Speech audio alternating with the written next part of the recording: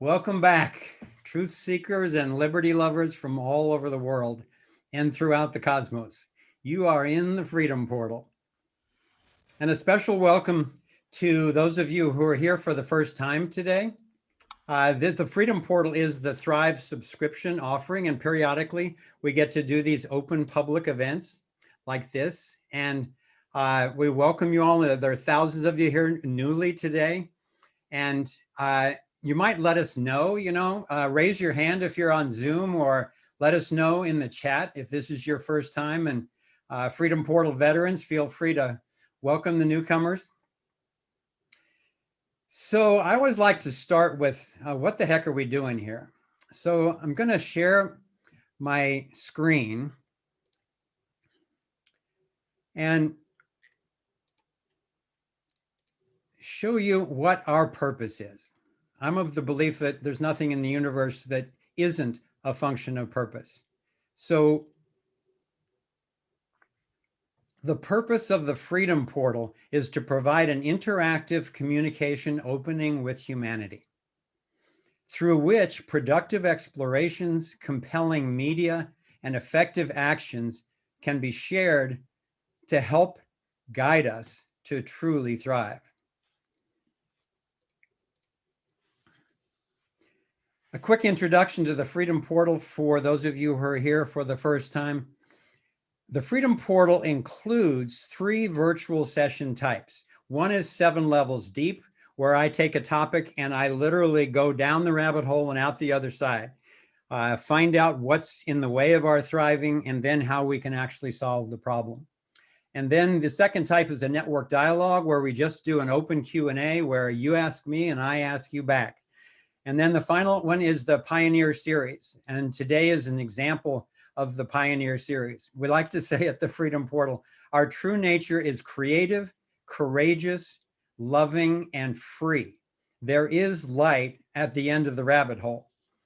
And the type of topics that we have been covering so far since we opened this portal back in October are truth about COVID, how to have important conversations with friends without losing the relationship, unified science, unpacking money, truth about conspiracy, health freedom, and more. And that last one is the one we're particularly focusing on today. We are so excited to have, first of all, Kimberly back for her final appearance as special guest host today, and Gregg Braden. I know a lot of you have come on to get to hang out with Gregg, which we always love to do. And we've been in amazing conversations with him, building up to what's the most powerful messages that we can deliver together today. And then we are super excited to be joined by 3 amazing musicians. We found out about the third one just yesterday. So Kita's picture is not on here, but this is just Magic and Jenna Lee Prince, who will be joining us for a couple of songs of freedom today. So first I wanted to just tell you what the program for today is going to be. I'm going to introduce Kimberly shortly and then invite her to do a little recap of the last 2 programs that brought us up to where we are right now. Then she's going to introduce Gregg, who will do a presentation. And then we will have a freedom song. Then we'll do a roundtable with the 3 of us, Gregg and Kimberly and me, talking about whatever has come up in the process of Gregg's presentation. And we invite you, as you're listening to the presentation, to be sending in questions in the Q&A function or in the chat if you're not in Zoom. And we will get to as many of those questions as we can. We can't raise the expectations that we will get to them all by any means, but we'll get to as many as we can. Then we'll have a second song of freedom. We'll have some announcements, some final statements from the special guests, and then we will close for the day. Before we bring the others on, to get started, I'd like to do one poll that I have borrowed from Gregg's amazing book, one of his amazing books. This one is called The Science of Self-Empowerment, and you'll be hearing more about that. But I was really struck by this particular poll that's in the book. So we selected 3 particularly relevant questions, and we'd like you to take a look at this. Now, again, if you're on YouTube, because there's a big overflow that Zoom couldn't handle today, but those of you who are on Zoom, you can just click yes or no in answer to these questions. The first one is, do you believe that the origin of life in general, this is really key, life in general, is the result of a chance event that happened long ago, as conventional science suggests? So while that's fresh in your mind, yes or no?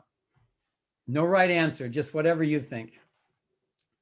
Second question, do you believe that human life, your life, is the result of a chance event that happened long ago, as evolutionary theory suggests? So this is the human life aspect of evolution. So yes or no?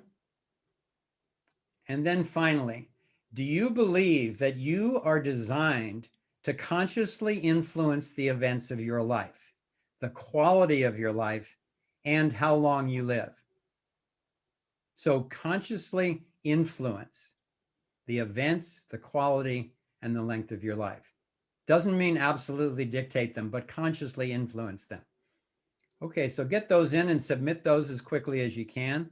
And while you're doing that, we're waiting for the sum total on that, I want to make one other announcement. We'll reiterate it later on because we don't want you to miss this one. But we are going to let the new Thrive 2 movie go for free all over the internet for a limited period of time, starting April 23rd. So we highly recommend that you go to register to be notified for when that opens up. And you go to www.thriveon.com/free21. Okay. So we want as many people to see this film as possible. That's why we made it. The impact of over 91 million documented views from Thrive 1 has been huge, and we wanted to follow that with the new messages of encouragement that we've found in the meantime. And we need to run a business also. We need to sustain our ability to get these communications out. So we've been charging for the purchase and the rental of the movie, and we will be again, but there will be this limited time. So let your friends know and register for that. So Leandrew, why don't you come on and just say a hello, and then we'll bring the results of the poll on. Hey guys, good to be back on the Freedom Portal. I'm super excited for today's show. As a longtime fan of Gregg's work, and for the opportunity to get to connect with those of you that aren't usually with us on the Freedom Portal. And let me tell you guys, just hearing these guys, Foster, Gregg, and Kimberly go over, just graze over the content they're going to talk about today was so mind-blowing. And hearing a sample of the musical guests, it's just, you're in for an amazing show. I'm super excited. It's going to be hard for me to remember that, like, I'm here to help run the show and not just sit back and enjoy it as a fan. So we love having you here, Leandro, and we couldn't do it without you. When I saw your new background today, my first thought was, oh my gosh, Leandro's falling into the Freedom Portal. There he goes. That's great. Okay, so why don't you bring up the results of the poll? Let's just get a sense.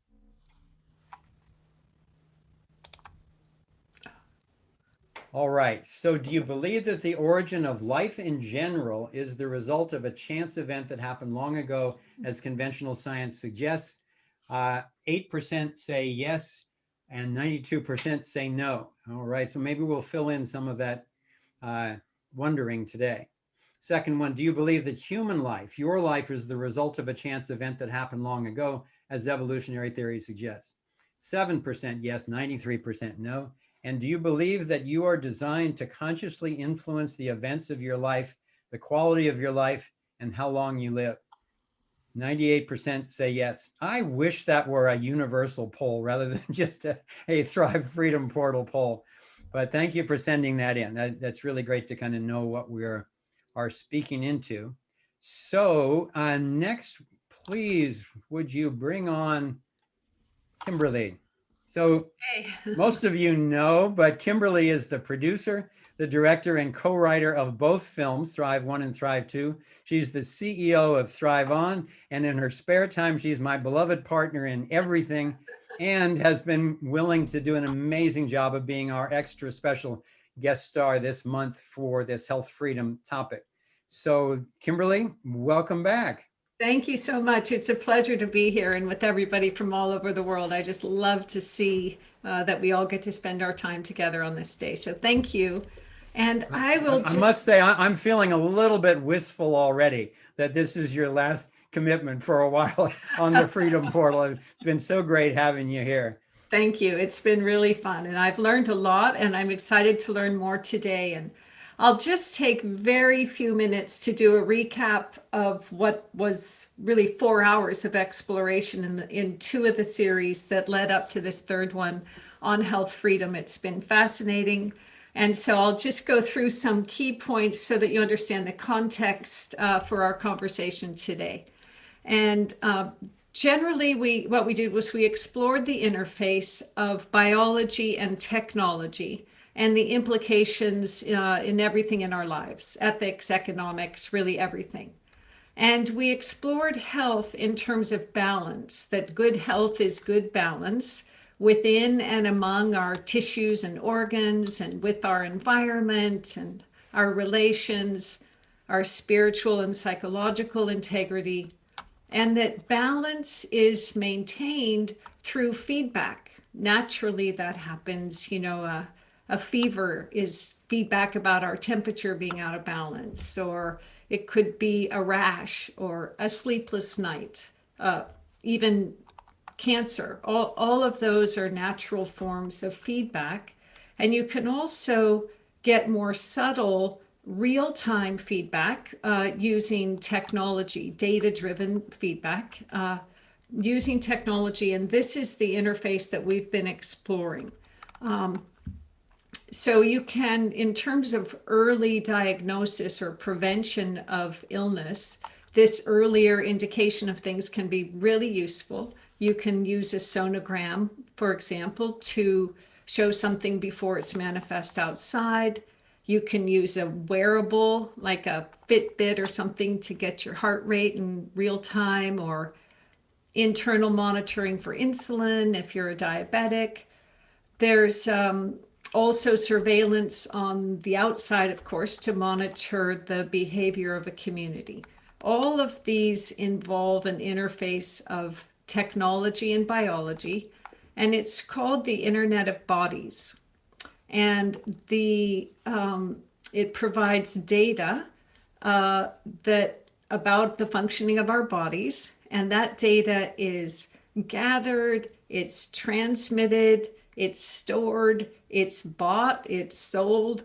It's the basis of what's called the fourth industrial revolution, which we got into, which is worth multiple trillions of dollars, and of course has all kinds of ramifications on everything, education and economy, ethics, all of it. Anyway, in this Internet of Bodies, there are three components of something called transhumanism. And the first aspect of it, so I think, Foster, you have a slide on transhumanism defining it. It's essentially this interface of artificial intelligence and human biology. And the first aspect of it is augmentation, so that you can use artificial intelligence and technology to augment human biology. You could think, so that's technocracy. But anyway, the whole idea of augmentation could even be something where it's like contact lenses would be considered using technology to augment human biology. The second aspect of it is replacement. So you could replace your hip or use a metal, rod to replace a shattered bone. Those are the replacement technologies. And those have to do with using artificial intelligence to overlay or somehow interface with human biology as the core. The third component sort of moves it the other way, where the AI technology is the core essence in the form of robots, where the essence of humanness is supposedly able to be uploaded into this technological robot. And that final stage is called singularity, and it represents the ultimate expression of it would represent where the AI robots become the dominant force, no longer controlled by humans, but rather humans controlled by them. And this is actually a far more widely accepted and well-funded proposition than we might tend to think. So we explored this, and we gave a lot of evidence for it. And you can see excerpts from the first series and the second on YouTube. Those will be linked to in the show notes and probably in the chat here. And those are excerpts. They're fascinating conversations on the Freedom Portal where we really get to go in depth and interact with the subscribers. So I do encourage you to join that as well. But you can check out the excerpts on YouTube. And then in the second series, of course, it all leads to really big questions about ethics, about economics, and this whole internet of bodies interface.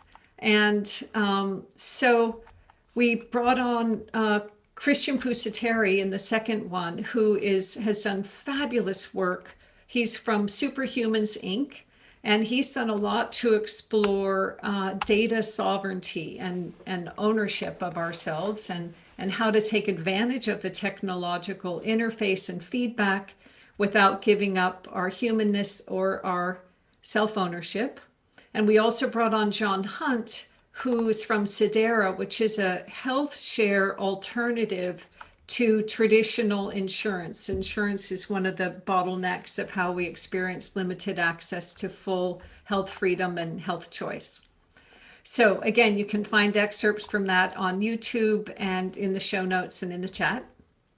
But because this really brings up all kinds of conversations about what it means to be human and DNA and consciousness and all of that.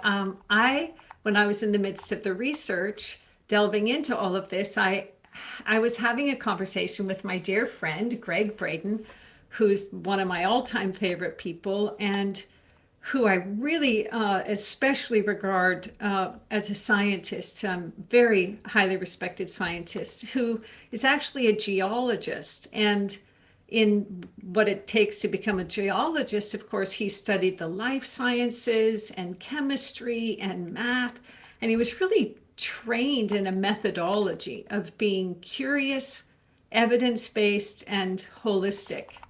You know, Darwin was a geologist, so it's kind of fitting that they both come at this inquiry into what it means to be human, and yeah, what does it mean to be human is really the fundamental question at stake here. So Gregg shared, when we were talking, his latest research on this whole transhumanist agenda, and especially about the science of our humanness, our DNA, and our consciousness, and the immense power we have to determine the path forward by revisiting the path that brought us here.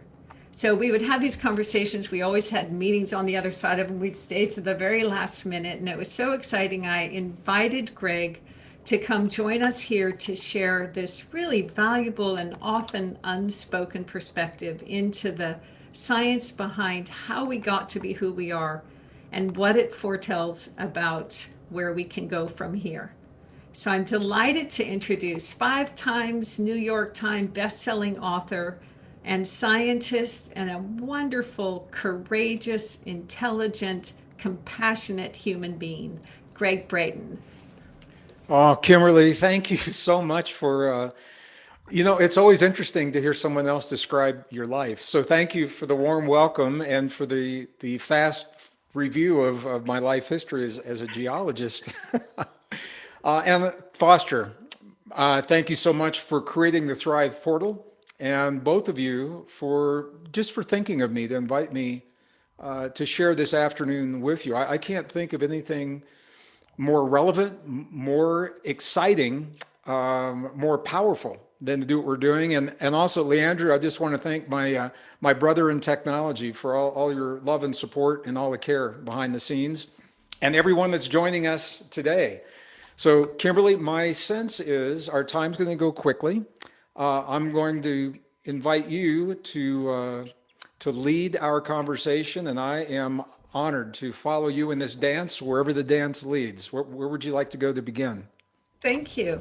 I'd love to have your understanding about DNA and what does it actually mean to be human? Because this whole interface of augmenting, replacing, interacting with technology is so significant and prevalent and so much a part of what's happening that we need to understand who we are to understand what changes we're talking about and what's the worldview that the whole proposition's based on. I'd love to have you share some of that insight. Yeah, it's a good place to begin, Kimberly. Thank you. So as you mentioned, I am a scientist. I'm a degreed earth scientist.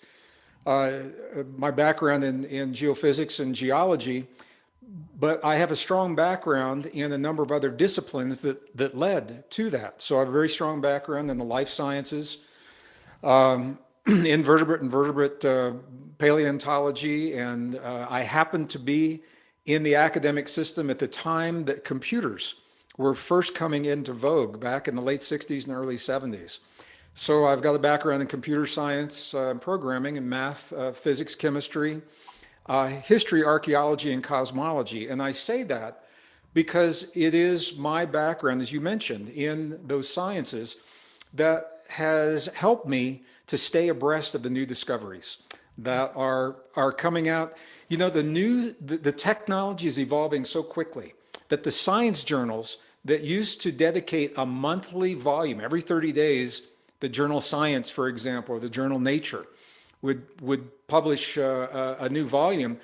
The discoveries are happening so quickly that they are augmented with weekly newsletters so that we can stay on top of the discoveries until the monthly newsletter comes out.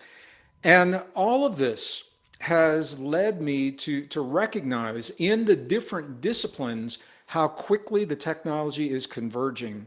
And it isn't converging in a way that is following a thought process that has been underway for over 100 years. But the technology now is enabling the thinking to be implemented and enforced in our daily lives. So I know that you in the previous conversations, you've talked about this thought process a little bit. The thinking is that humankind is a flawed species, that by nature of our existence, that somehow we are weak, vulnerable, imperfect, and flawed as a biological organism, as well as in consciousness. And it is that thinking that has led to the fear of mortality and the desire to replace us with something that, in the opinion of the people that are doing this, to replace us with something they feel is superior to our biology. And I think what I'd like to do, Kimberly, I want to talk about the DNA, but before we even get to that, with your permission, and Foster, if you guys are okay with this, what I'd like to do, this is a very brief, it's not a lengthy presentation, but I put together a few slides that will lead into the conversation on DNA, but it also offers a very different way to think about our biology. Can we launch into that? Are you okay if we do great. this? Thank you. Yes. Yeah. So I know this is, I'm just going to share a screen here. We've all done this in the past. I'm going to share my audio. Let's see. You should, I see it. okay. And do you see a little Gregg and a big screen? Yes, we do. You can see both. All right. So I'm going to run through this quickly, and I think it'll lay a foundation that we can tie into for our conversation. But what we're really talking about, we bring up these topics, and I have been with people that feel they are excluded because they say it's too scientific, too technical. I'm not part of that conversation. So I want to reduce this to something really familiar. What we're talking about is our story. It is the story of the way we've been led to think about ourselves. And our story, it comes from our family, from our culture, our society, our community, our religion, science, friends, and direct experience. All of these contribute, and we all have a story. We may not be consciously aware of it, but we all have a story, and our story is important because our story informs the way that we live every day of our lives. We live our lives based upon our stories. We solve our problems based upon our story. We heal our bodies, and we're going to be talking about this. When something happens within us and we rely on an expert to interpret that, and the expert says, hey, there's something going on that shouldn't be happening, how we respond to that is determined by the way we have been led to think about ourselves. Our politics are determined by our story, our relationships, our society, the laws that we pass, the policies that we enact. So all of a sudden, our story, Kimberly and Foster, it's front and center. It's not an academic, philosophical conversation. It's up for all of us right now because the world just changed. And the world changed, man did it ever, and it's not finished. My world has changed. Everyone who's watching, your world has changed. And that means we've got to think and live differently. It means we've got to change our story. Science is giving us the reason to think differently about ourselves. And that reason is not being shared in the mainstream. So what I'm going to share with you, typically you will not see in mainstream textbooks, mainstream classrooms with the young people, or mainstream documentaries or television. So the key is if you change your story, if you change your personal story, I think we all know you're going to change your life. But where it gets really interesting is we change our collective story, we're changing the world. That's what's up. And I want to tell you, the stakes have never been higher. We've got a planet at stake right now. There is a battle. There is a battle that is being diffused by diversions and distractions. So let me share with you, there's a battle for our story. There's a battle for our thoughts. I think everybody knows that. We're being told what and how to think rather than empowering us to make our own decisions. And I have to tell you, I have seen no mainstream media that is void of this influence. Everybody is part of it. There's a battle for our thoughts. There's a battle for our beliefs. What we believe about climate change, what we believe about 5G, what we believe about whatever's happening in the sky at night, who the lights are, where they're coming from. There's a battle for what we read, and this is a mind blower. In the United States of America in the 21st century, books are being banned in libraries and classrooms. They're literally, they're not saying, hey, it's not accurate. They're saying you are forbidden to even read this to make up your own mind as to whether or not it is accurate. A battle for what we read, there's a battle for what we teach. Where do we come from? What's our origins? Who are we? How did the universe begin? It's playing out in the classrooms. What I want to say is these are the distractions. These are the diversions. There's a battle for our bodies. It's playing out right now, and COVID has pushed this battle front and center. But even this, it's closer, but even this is a distraction from the ultimate battle. And the ultimate battle is nothing less than the battle for our very humanness. Our very humanness is at stake. Our very humanness is on the line. And there is a thinking in parts of the scientific community. It's not all scientists, but I am surprised at how prevalent this and how well accepted this thinking really is, that we are in essence, carbon-based life in general, and humans specifically, are a flawed, inadequate species, but that's okay because we're going to fix it with machines, AI, chemicals, nanoparticles, and this is happening. It's no longer theory. It's actually implemented in some societies. It's being accepted very quickly, and we're not talking about it in the US. The old story is just that we are weak, flawed, and inferior, that we need something outside of us to save us. That's the old story. I'm going to share the new story, the discovery number one. I'm speaking directly to our community here. I want to offer you a very empowering way of thinking of yourself that you probably will not see supported in your kids' classrooms or your textbooks. But this is supported in rock solid peer-reviewed science. So the average adult, whatever that is, we're all average, I guess. We've got about 50 trillion cells in our body, give or take, some more, some less. Here's the point. Every cell, no matter how many there are, has an electrical potential. It's a small one, about 0.07 volts. And you say, well, that's not very much. And I say, you're right, but look at this. You do the math, 0.07 volts times 50 trillion cells. We're talking about 3.5 trillion volts of electrical potential. Now, I know I've seen this in the conference. People take notes, they write this down, 3.5 trillion, because we can't really even wrap our minds around what that is. So I want you to just get a sense of this. This is a 12-volt battery. Usually you see it in your automobile. This happens to be from our solar panels. It's a solar energy is stored in these batteries. That's a 12-volt battery. It takes 3 billion of these to equal the potential in one human of electricity. 3 billion 12-volt batteries equals one human electrical potential. Now, wow. Why don't you think about that? What do we do with that potential? But it doesn't end there, because every cell in our body functions as a transistor and as a resistor. They used to look like this in the old technology. Now, capacitors. Each cell in the body functions as a capacitor. Now they look like this. But they still mimic what our cells already do. Every cell is a resistor, it's a transistor, it's a capacitor. Every cell in our bodies emits photons of light, and we receive photons of light. That's information. We are storing and receiving and generating and transmitting information as light that can be measured. Every cell in our body, on the exterior of the cell, there are transmitters and receivers. We call them receptors. Chemical signals as well as electrical and subtle energetic signals are coming to us, and we transmit those.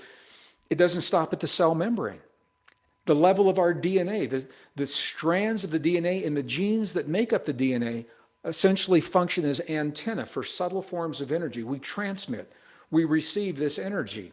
Every cell in your body stores and retrieves information just like that computer chip you see on the screen, and so much more. So what I'm saying to you is that the technology that we built in the world around us, as advanced and sophisticated as it is, the essence of every function in the outer technology, it mimics what we already do in our biology. It mimics, and this is a very different way of thinking about this, rather than hard chips and wires and chemicals, we are neurons, cell membranes, crystalline bone, and ion potentials moving across cell walls. That is a very sophisticated technology. We literally are a soft technology. We are the technology that we've been waiting for.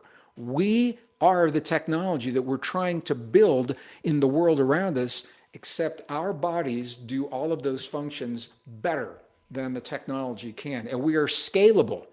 We can go from different levels of application that the AI and the chips are not able to do. So this is important, because all of a sudden, rather than being vulnerable and somehow being inadequate, defective forms of life, we are highly advanced, highly sophisticated, technological forms of life. To build all of this into tissue and bone, it's easy to build it into a chip or a wire, but to build it into something that can regenerate and rejuvenate and become more through its lifetime. Wow, what a powerful technology. And here's the key: we regulate all of that power. Not only do we regulate it, we self-regulate it through thoughts, feelings, emotions, beliefs, focus, breath. And this is the essence of our most ancient and cherished spiritual and indigenous traditions. This is what they're saying to us in a non-scientific language. And this is why I think these traditions have been so cherished in the past. So the question is, okay, soft technology, highly advanced, where does it come from? Where does it come from? And the answer to that question is rocking the world of science. So one of the things, and we could go on and on, I just pulled a couple of ideas to launch our conversation. Love it. We now have the ability to extract the DNA from the fossilized remains of the beings that we used to believe we descended from. We can pull it out of their fossilized bone marrow, and that means we can compare their DNA to ours. Now, I put a little image on the screen. That's actually fossilized DNA that you're seeing right there coming out of the bone marrow. So this isn't a metaphor. It's not make-believe. I mean, it's a real deal. What it is telling us is that we did not descend from the forms of life that I was taught when I was in school, and we're still teaching our kids today, even though the evidence doesn't support it. We didn't descend from Neanderthal. We shared the earth with them. We didn't descend from them. We may have Neanderthal DNA because we interbred. They say we had Neanderthal boyfriends and girlfriends. So some people say they still do, but that's a whole different story. That's a different workshop. But the point of this is that anatomically modern humans, that's what we're called. Scientists are in total agreement of when it appeared on Earth. And they say we showed up mysteriously about 200,000 years ago. Here's the kicker. We showed up fully enabled, fully intact, with all of the potentials and the capabilities that we have now already with us. The extended neural network, the brain capacity, over 50% larger than any of our primate relatives, the ability to self-regulate, all of those were already with us. They did not develop slowly, gradually over long periods of time, and they have not changed. When we look at our DNA today, that's what the scientific journals are saying. When we look at our DNA and we compare it to the DNA of the early forms of us, it's the same. We haven't changed. Now, just to be clear, I'm a geologist. I believe in evolution. I've seen it in the fossil record for many forms of life, plants, animals, insects. It breaks down when it comes to humans. Something happened 200,000 years ago, and that something is a series of mutations. And it's not just one. Human chromosome 2 I'm going to talk about because it's one of the most profound. Human chromosome 7 that gives us the ability of complex speech and allows us to sing in a way that you'll never see a chimpanzee sing Stairway to Heaven. Okay, as a musician, that was my big question. If we share 98% of their DNA, why aren't they singing in the trees? And they don't, because there was a shift in our chromosome 7 200,000 years ago that connected our tongue and our mouth and our brain and gives us the ability for singing in complex language.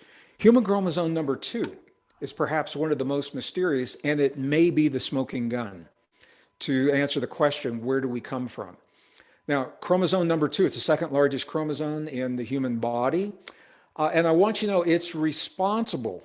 I don't want to get into a lot of the details, but it's responsible for our uniquely human capabilities, things like emotion, sympathy, empathy, compassion, the ability to self-regulate our biology are all made possible because of chromosome number 2. So scientists say this is a pretty important chromosome. Where did it come from?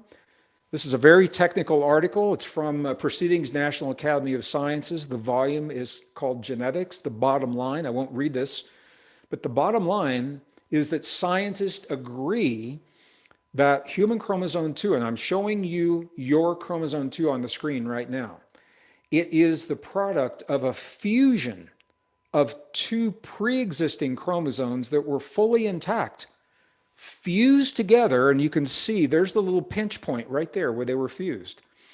And it's not that they were fused, but even more than that, after the fusion happened, genes were added, genes were taken away, functionality was tweaked to optimize and stabilize what it is that gives us our humanness. And you say, well, that's unusual, but maybe it's a fluke, it could have happened. If it were only one chromosome, I would say maybe. It's not. The fact that chromosome 7 and others, and they all happened at the same time, 200,000 years ago. They did not happen slowly, gradually, over a long period of time, and they haven't changed. So what science, and if that looked too technical, I've got a little movie here, literally 2 chromosomes coming together and genes being added, genes being taken away, and this fusion that's happening. The timing, the fact that it happened when we emerged on this earth, the precision of the adding and the taking away and the fusion and the splicing, and the end result. The end result is us. Scientists are in agreement that something beyond evolution is responsible for this. And this is the showstopper because it suggests an intentionality, and underlying an intentionality, it implies a purpose. And our scientists today are having a hard time coming to terms with a biology that resulted from any kind of an intention or a purpose.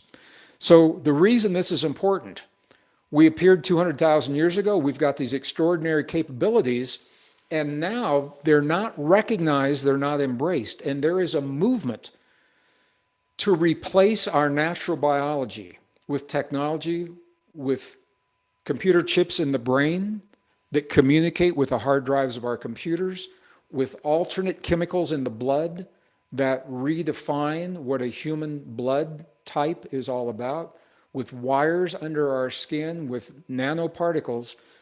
There is a movement to replace our natural biology. And let me share with you, and I'm not against technology. I worked in the Star Wars Defense Initiative during the Cold War. I've seen lasers, radar systems. I am not anti-tech. Here, this is the essence of our conversation, Kimberly. When we replace our unique biology with machines and AI and tech, our natural abilities begin to atrophy.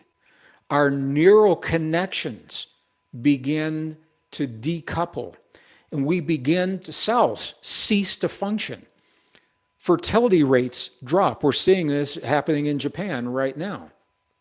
Digital intimacy is having a direct impact on the birth rate in the Japanese culture, and they know this. Women are less fertile, sperm counts are dropping in men. The birth rate now is lower than the mortality rate. They're dying faster than they're making babies.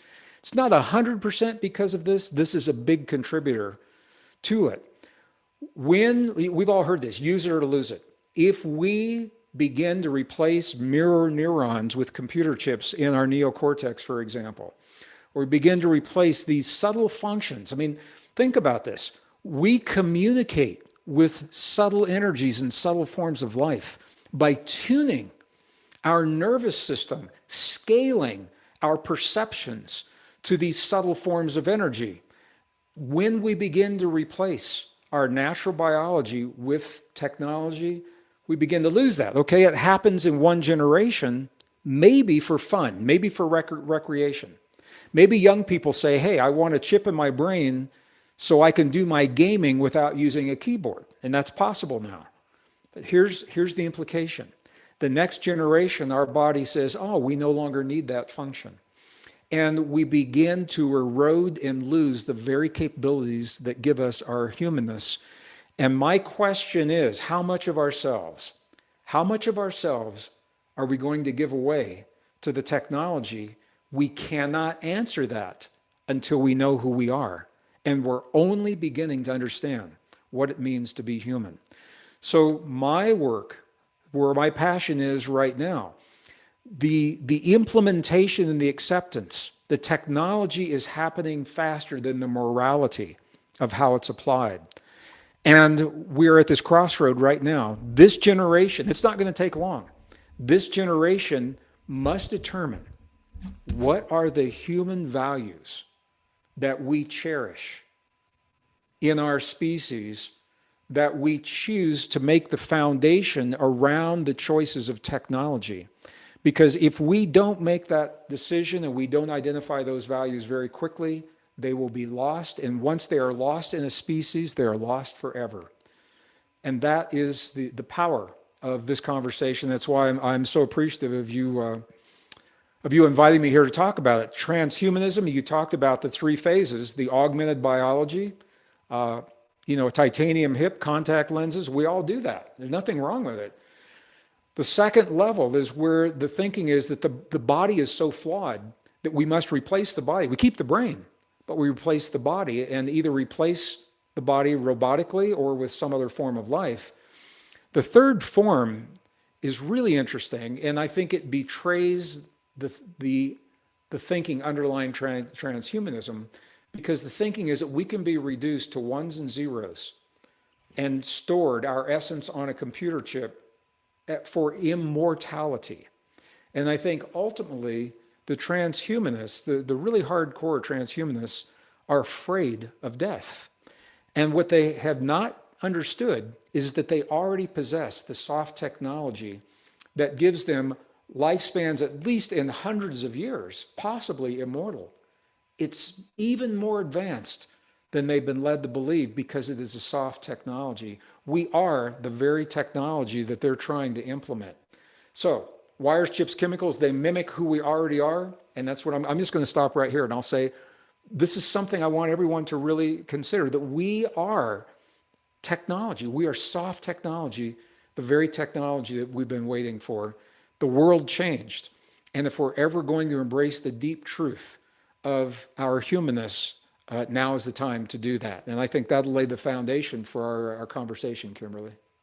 Oh, I'm so grateful. This is reflects the conversation that is always so empowering for me when I talk to you, because you go right to the heart of the matter. And I think it's exactly the case that when we understand who we are, then we can determine consciously and deliberately where we want to go. And to me, awe is sort of the only appropriate response to to our humanness and what is possible, and the notion that we would replace that natural immunity and capacity with something conceived by a human brain only is just such a limited notion. So I'm very grateful for the science behind this and for you using your vast intelligence and research capacities on behalf of this. Well, thank you, Kimberly. It was very, very quick, very high level. I want us to give a launching point for our conversation today, but I want people to know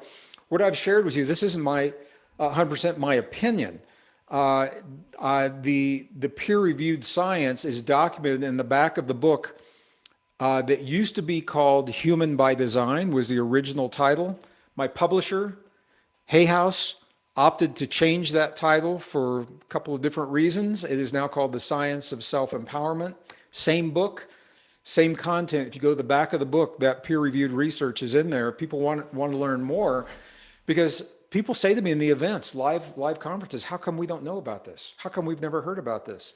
Why are we teaching our children false assumptions of an obsolete science when we know it's a lie? We know it's not true. And we're asking them to solve the problems that we're leaving through the thinking that led to the problems we're leaving. So, so Kimberly, I'm going to follow your lead. Where do you want to go with this? And Foster, where would you guys like to go with this? Well, Gregg, thank you very much for that download. It was chilling, it was touching, and it was very inspiring at the same time. So it's a perfect kind of jumping off place. But what I want to do before we go further in our heads on this is to bring in our hardest for a musical interlude, so that everybody can kind of process what they just got. If I have other questions that are coming up, send those questions in, and then you and Kimberly and I'll have a roundtable deep dive into this after the music. But Leandro, let's bring on the crew from Bali.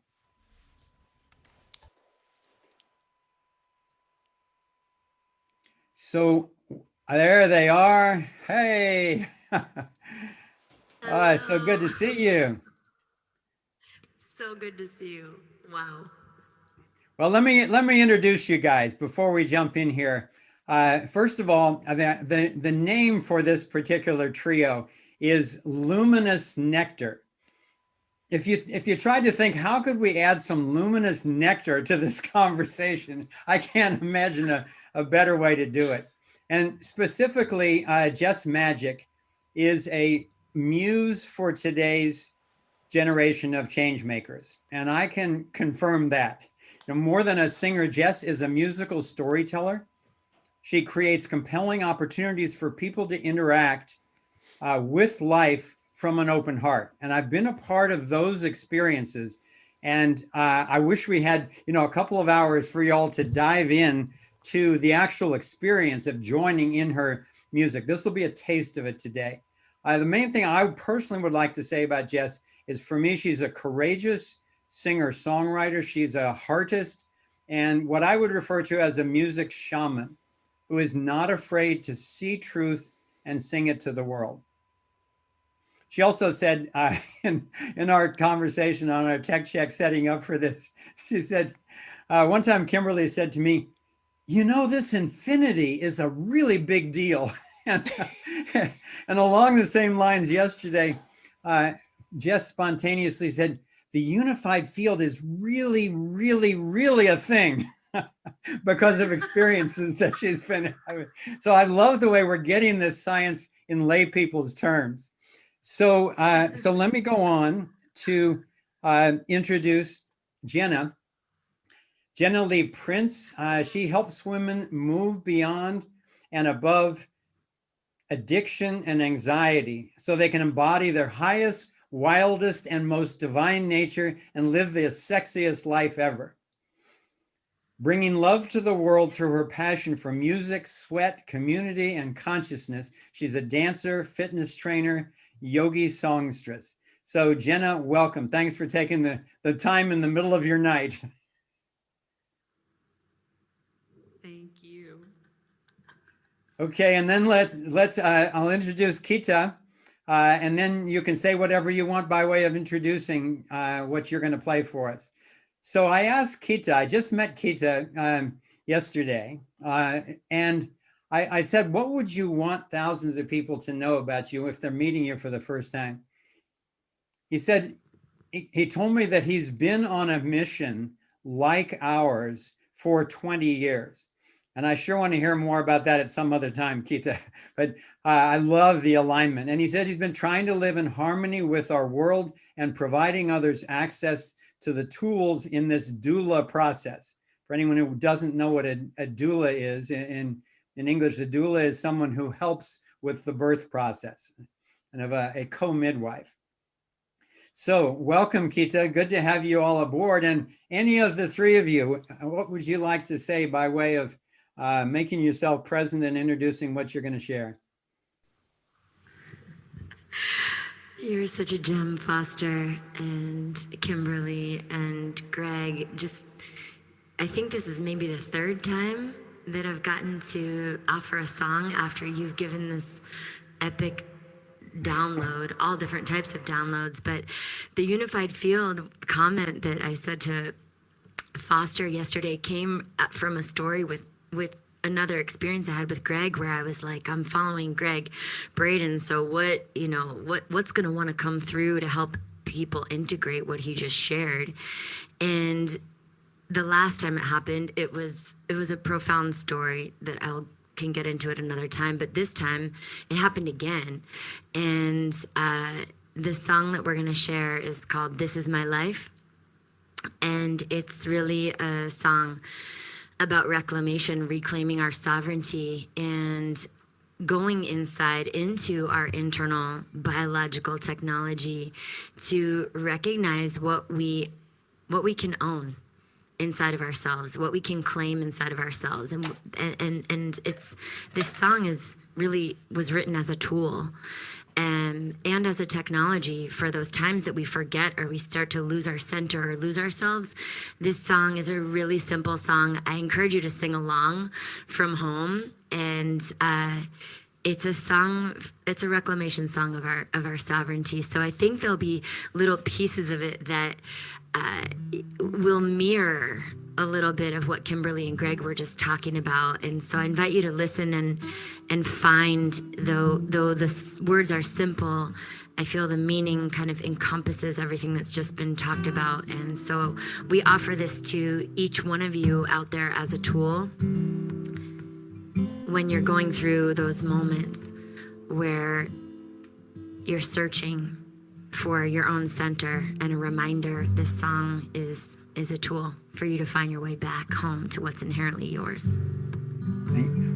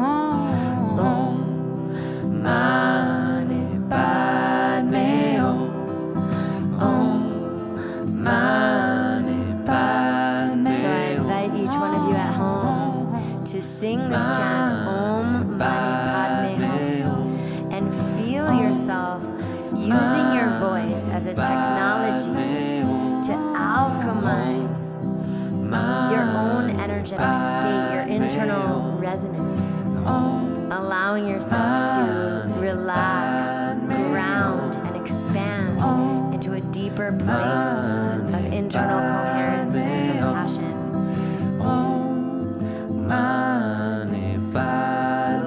Open your heart. Open your soul. So that you could have more love in your life than you ever know. Mani Padme Hum. Om Mani Padme Hum.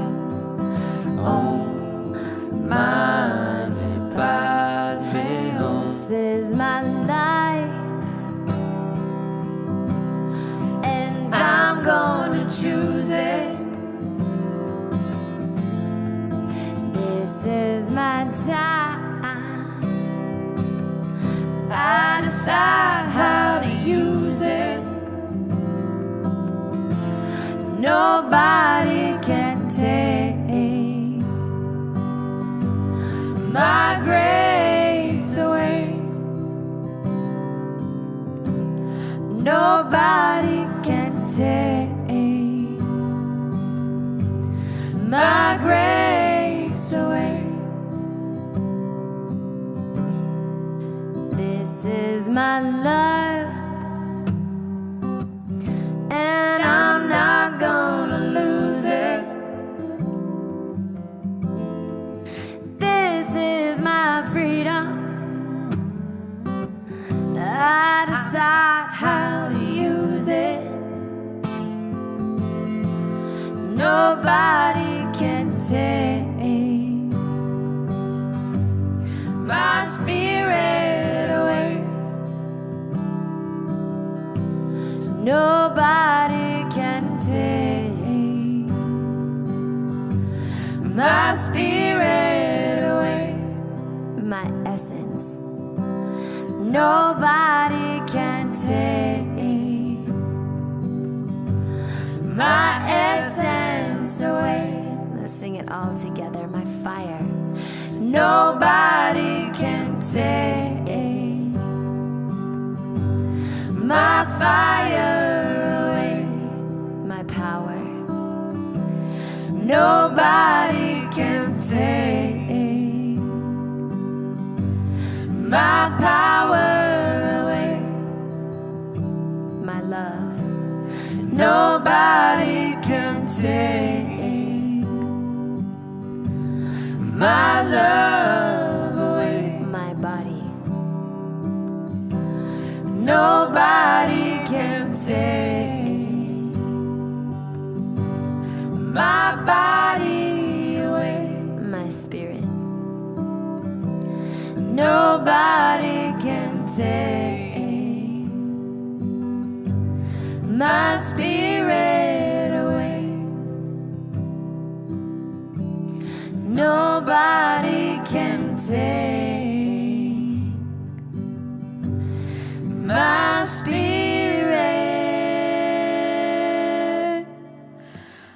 away.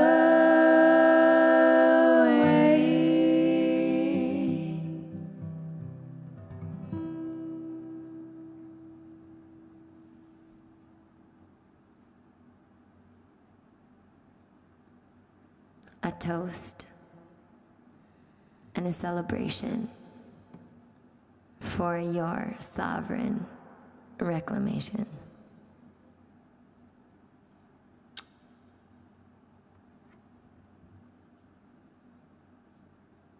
The song, the lyrics, your lighting is fantastic. That was the perfect song for right then. So thank you, and we'll see you again shortly. Yeah. Okay, well, let's dive back into the discussion. Yeah. One of the things that I would like to ask you, Gregg. It was very powerful when you talked about the fear of mortality that you perceive in a lot of people who are leading the transhumanist movement.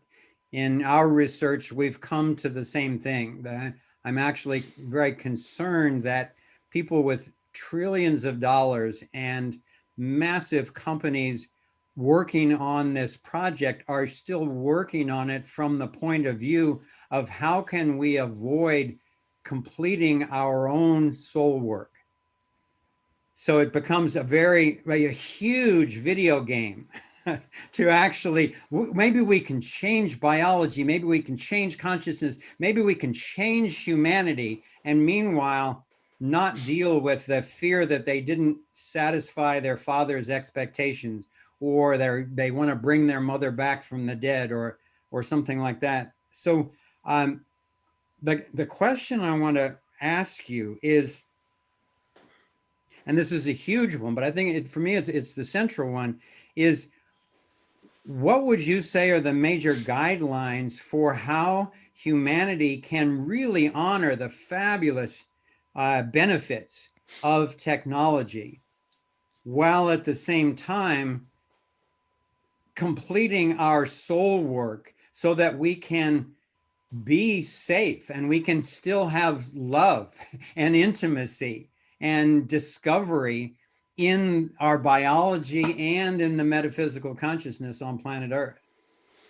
Well, it's a big question, Foster. You know, it's a good question. And there's so many ways to answer that question. And I think it all comes down to the way I began that presentation. The people that are perpetuating the thinking around this technology, it's based upon their story. It's based upon the way they have been led to think about themselves personally, about the way they've been led to think of human in general. We are taught and indoctrinated from an early age that we are essentially the product of lucky biology, a fluke of nature, something that just happened to occur a long time ago, and that random mutations and competition and conflict have allowed us to transcend all other species. This is Darwin's idea of survival of the strongest. So, you know, in my opinion, I'm not a Darwin basher. He could not have possibly known in his day, in 1859, when he released his book on Origin of Species, he couldn't have possibly known then what we know now. And I think where Darwin went wrong, where he made his mistake, is he took his observations in one location on Earth, in one moment in time, for a certain species of birds, and he extrapolated to all locations on Earth throughout all time for all species. And the evidence simply doesn't support that. And Darwin was the first to acknowledge. He said, I am just putting forward an idea. He said, the moment the data no longer supports my idea, you have to let it go and develop a new idea. So he was okay with that. It's the academic world. There is a fight, there is a battle to maintain what is called the standard model in the scientific community, the standard model of the universe. We're taught that we're the product of a dead, inert universe, and that we are the product of random mutations of lucky biology. The new science is showing us just the opposite. The universe is alive, it is conscious, it is intelligent, and that we are the product of an intentional act of intervention. Now, as a scientist, I can't say, the evidence doesn't say who or what, but as a scientist, I have to say that there was an intervention 200,000 years ago. These are the facts that are either being denied or that these people are not aware of. Where I am concerned, and you mentioned this, you hit it right on, Foster, is if these people want to pursue this for their own personal edification, because of their own fears and their own experiences, more power to them. God bless them. My concern is that the people that are espousing these this way of thinking, believe it's not only good for them, but it's good for everyone on the planet. So their belief systems are being imposed upon us through technology that is not being regulated. And I have to say, Elon Musk, an amazing man. He is young, relatively young. He is innovative. He's a visionary. He's pushing the boundaries of technology. And I've seen a couple of interviews with him recently where he is totally on board with everything we're saying here. What he's saying is this. He's saying, as the CEO of technological companies, I have to push forward. I have to break those barriers, break those boundaries to stay competitive with other nations and with other companies. But he said, someone needs to rein in this technology. We need to be regulated, specifically AI. And his exact words were, he says, I'm afraid of where the AI, unregulated AI, is going to lead us. So he said, I'm going to keep pushing the boundaries, but he's pleading for regulation to reel this in. I think we actually have a clip of one of those interviews, just a little segment from it. Leandro, can you play that one? Yeah, and then come on back to the conversation. That'd be good. I think the danger of AI is much greater than the danger of nuclear warheads by a lot. And nobody would suggest that we allow anyone to just build nuclear warheads if they want. That would be insane. And mark my words, AI is far more dangerous than nukes. Far. So why do we have no regulatory oversight? This is insane. I'm not really all that worried about the short-term stuff. Things that are, like narrow AI is not a species level risk. It will result in dislocation, in lost jobs and sort of better weaponry and that kind of thing. But it is not a fundamental species level risk, whereas digital superintelligence is. So it's really all about laying the groundwork to make sure that if humanity collectively decides that creating digital superintelligence is the right move, then we should do so very, very carefully. Very, very carefully. Yeah, very, very carefully. I think that's really it, because this notion of a species-wide risk that humanity is going to make some decision about, humanity needs to be informed. And I think for me, the power of your message is that it's up to us. We have the capacity to do everything that we need to do. We have that within us biologically, in terms of our consciousness, in terms of our capacity to relate to one another. We actually can do this, but the notion that someone else is going to do it for us, I think we understand now isn't the case. And this, the transhumanist movement and this stuff Musk is talking about with unregulated AI development, Kurzweil is the head of Google's Department of Engineering. They have trillions of dollars. They've built an economy on it. So it's a very, well-funded, well-developed worldview. And for me, one of the things that I used as the sort of guiding mission in the first series was how to go about understanding this in terms of worldview without being afraid of it, without losing the connection, but to understand, Kurzweil had his dad frozen in order to bring him back to life. This fear of death and actually fear of cycles and reflection and downtime and those things that I believe and experience enhance our human qualities. That loss is actually something that we develop capacities as a result of. So the notion of mitigating all loss it's like taking away fall from the seasons. There's meant to be a downtime. So I think this understanding the worldview is critical. Well, I think that's exactly where this is going, and Foster alluded to that in the question. I think one of the most powerful things that we can do is with our young people, begin sharing with them the the facts of what the new science is revealing alongside the old ideas. I'm not saying throw the old ideas out, but let our young people choose for themselves. Let them see, for example, that the fundamental rule of nature is based on cooperation, not competition. How does that change the way they think about themselves and their friends and the way they solve their problems? You know, Darwin published his ideas and they were very quickly accepted in 1859.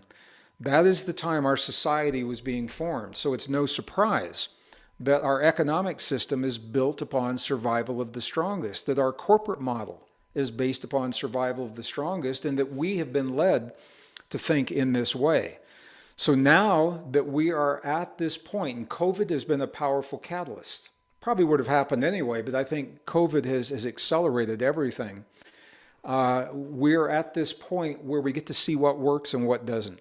And the things that don't work are buckling and collapsing. The economic system right now is buckling, and they're trying to patch it up and hold it together, and they don't want people to know about it.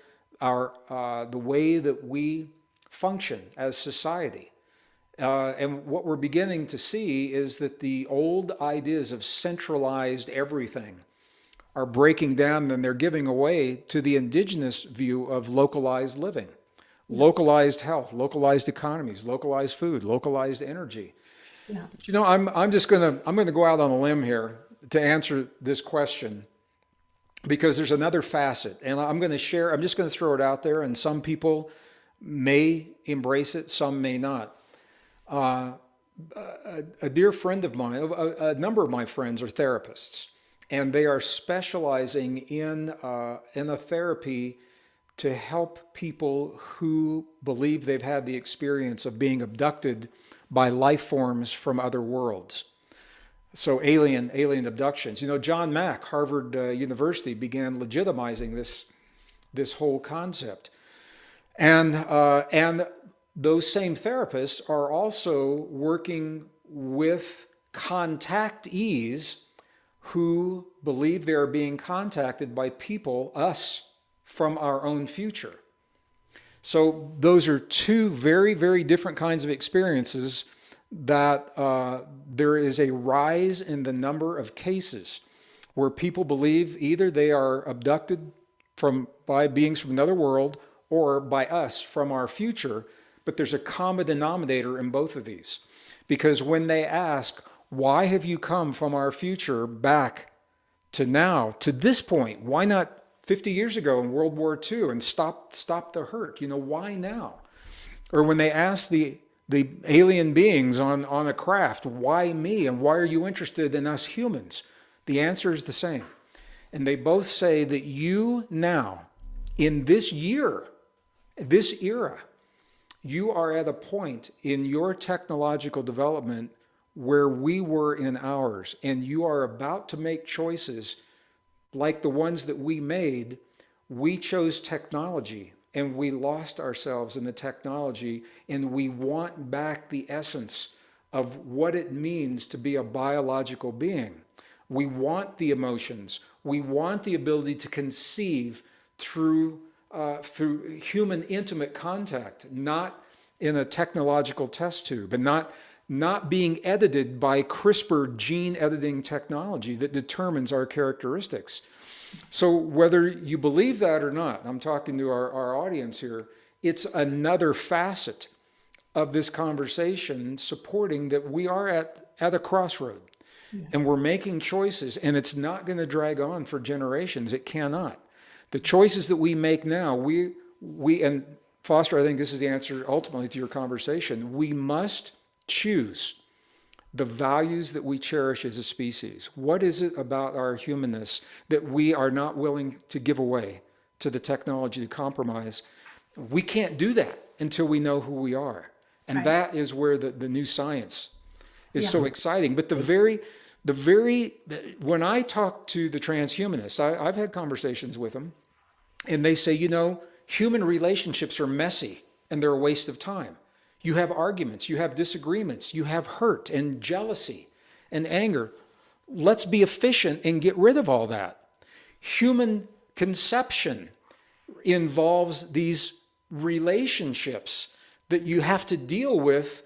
Technology can fix all that. Let's get away from that. And this is their thinking. But the very emotions, and this applies to all of us, what the Tibetans told me when I was studying and living with them in the monasteries was, and this is so powerful, the depth of our hurt teaches us our capacity to love. And our capacity to love is the switch that enables the freedom of this inner technology. So the question is, do we love ourselves enough? Do we love ourselves enough to claim the values and to make them the foundation so that all the technological decisions revolve around them? Do we cherish and love ourselves enough to do that? And we're answering that question by the choices we make and the laws that we enact and the policies that we embrace right now. So by way of summary, Gregg, could you give us your top 3 things you think human beings should keep during this transition? Sure. There is a movement in the United Nations community that I've been involved with since 2012. It is called the Sustainable Development Goals for 2030. The goals themselves are beautiful. The methods to get to the goals are frightening, in my opinion. Yes. So I am, along with a number of other, and I would mention some of the names, I want to respect their privacy, but a lot of very well-known scientists, social architects, and authors and spiritual leaders are involved in this with me. We're pushing back on the methodology for this very same reason. We want to reduce poverty, and we want to reduce childhood disease, and we want women's health and women's rights. But the question is, at what price, at what cost are we willing to achieve these goals by the year 2030? And this is where my message to them is the same as it is to this question now. It's about the values that we cherish. I think human life must be a priority. It must be a value. Right. And when you think that you're the product of random mutations, it's hard to value life. Right. This is why young people don't have, not all young people, but there's a prevalence in some populations of young people to abuse and destroy their bodies because they've never been taught that there's anything special about their bodies. So it's to use and abuse and throw away. Right. Childhood suicides are at an all-time high right now. Teen suicides. And there's a whole conversation. Number one is we keep human life. So let's just do this. Human life, freedom, imagination, creativity, community. These are the values that we threaten, that we stand to lose if we embrace the technology, the surveillance, and all of the things that go along with that. These are the fundamental values. Freedom to create and imagine and express through our art and our music. That we stand to lose those very, very values to gain these goals being implemented so that somebody can tick it off on a box and say, look, we accomplished this. Yeah, but at what price? At what cost? Did we do that? Yeah. I think one of the very practical ways that we get to protect these things is by guarding against there being any mandatory anything, right? That we don't get to be made to do something that someone else thinks is a good idea that affects our fundamental biology or our fundamental behavior with one another. If we want to gather together, if we want to protect the sovereignty of our humanness and each person's engagement with technology is a very personal decision. And our right to be fully informed about that. And one of the things that I really appreciated, in our first 2 series, which as I mentioned, there are snippets of those on YouTube and that you can see in the show notes. And also it's the reason we have Thrive 2 going free right now is because we really want people to have this sense of who we are and what's possible. Gregg's in Thrive 2 also because of bringing this message to help people understand our capacity and to have that appropriate understanding of who we are allows us to rise to the occasion now and say, I trust my own immunity. I trust my right, and I'm going to protect my right to stay human. And so that's where the Superhumans Inc. and Christians work comes in with data ownership that says if you want to engage in some kind of technological interface, that's fine, but you get to know exactly what it is. You own that data, because right now a lot of what happens is the data is used to train the AI with this ultimate vision of being able to take over. And understanding this is sort of odd and sometimes gruesome as the whole subject can be. It's very important to be informed, not to feel bad about what some people are doing, but to understand what fear can do and has done to some people in these positions, well-funded positions of power, so that we just simply organize together to draw the line and say, no, we won't participate in that, and we won't allow it to be done to others, even if it's something we choose for ourselves. I think so. Well, first I'm going to back off. Yes, Kimberly, everything you said. Foster, did I answer your question about the values? You asked me what I felt we should claim. What was Yes, beautifully. And some people are putting into chat their own values like that. It's a great conversation for us all to be having. Okay, well, thank you for that. I want to make sure I honored the answer to that question. So, Kimberly, there's a dangerous game that's unfolding right now, and it's a game where our young people, specifically, and in general, people, our communities in general, are being taught to fear and hate the things that stand in the way of moving toward a certain direction or a certain agenda, rather than offering people the life-affirming, uplifting possibilities that we would naturally be attracted to move toward. Yeah. So I think the powers that you're talking about, they don't trust that we make the right decisions, and they're saying we need to make those decisions for them. So carbon dioxide is a perfect example. As a geologist in climate change, we could have a whole conversation about this. Climate change is a fact. We've been saying it I've been in the industry for 50 years. We've been saying 48 years. We've been saying climate change is a fact. We know what's causing it. Humans have contributed, but if there are no humans, we would still have climate change. In the geologic record, we see that. Right. So carbon dioxide is being labeled as a poison. And I know young people in our local communities are afraid of it, they hate it, and they feel empowered to destroy any property or business that is emitting carbon dioxide because of the fear and the hate. On the one hand, what they're not being taught is that life cannot exist without carbon dioxide. And if the carbon dioxide levels of Earth drop below 180 parts per million, we're in trouble. And we've seen that in the geologic record, but they're not being taught that. But you can see the difference. Rather than informing them and helping them to think critically and make their own decisions, they're being fed information that frightens them and empowers them to do things to other people in their mind. These things are justified. So it's a very dangerous way of thinking. Buckminster Fuller, who I have tremendous respect for, I think he said this best. He said, if you want to bring about change in the world, he said, you're never going to bring about change by fighting what you don't want. Find a new way, a better way of living and of doing things. People will follow that and they will let the old way go. You don't have to fight it. It collapses under the weight of its own insolvency, its own, it just doesn't work.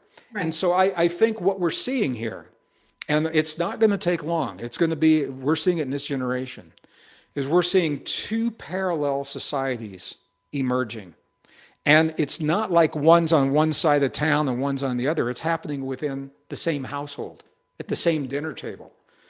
We're seeing one path where people are all in on everything. They're all in on the tech, on the AI, on everything that's being recommended by the powers that be. And then we're seeing another path. It's really interesting, where some of these people were in up to a point, but it has gone so far and it's gotten so ridiculous. And people are saying, wait a minute, something doesn't feel right. I can't put my finger exactly on what or some people say, I know exactly what it is. This doesn't feel right. And they're choosing another path, going back to basics, more holistic ways of living, more localized ways of living, growing their own food, their grandmother's remedies for colds and flu and virus and everything else. And these two paths are happening simultaneously. And I'll tell you what's going to happen is we're going to check each other out, and we're going to say who's happier, who's healthier, who's more fulfilled in their lives, whose children are more fulfilled and healthy. And the answer to that question ultimately, I think, will be what unifies us. We're on a path of polarity right now. It's going to be difficult to unify, but I think because we're going to say we want the same thing. We want life, creativity. We want freedoms. And it's really interesting to see this unfolding right now. But I think ultimately we're going to see, it's an experiment with technology. And I think we're going to see very quickly where it leads. The question is, will we have the freedom to choose in our own lives? And this is the body sovereignty that you're talking about. I love the way that you said that. The thriving is magnetic.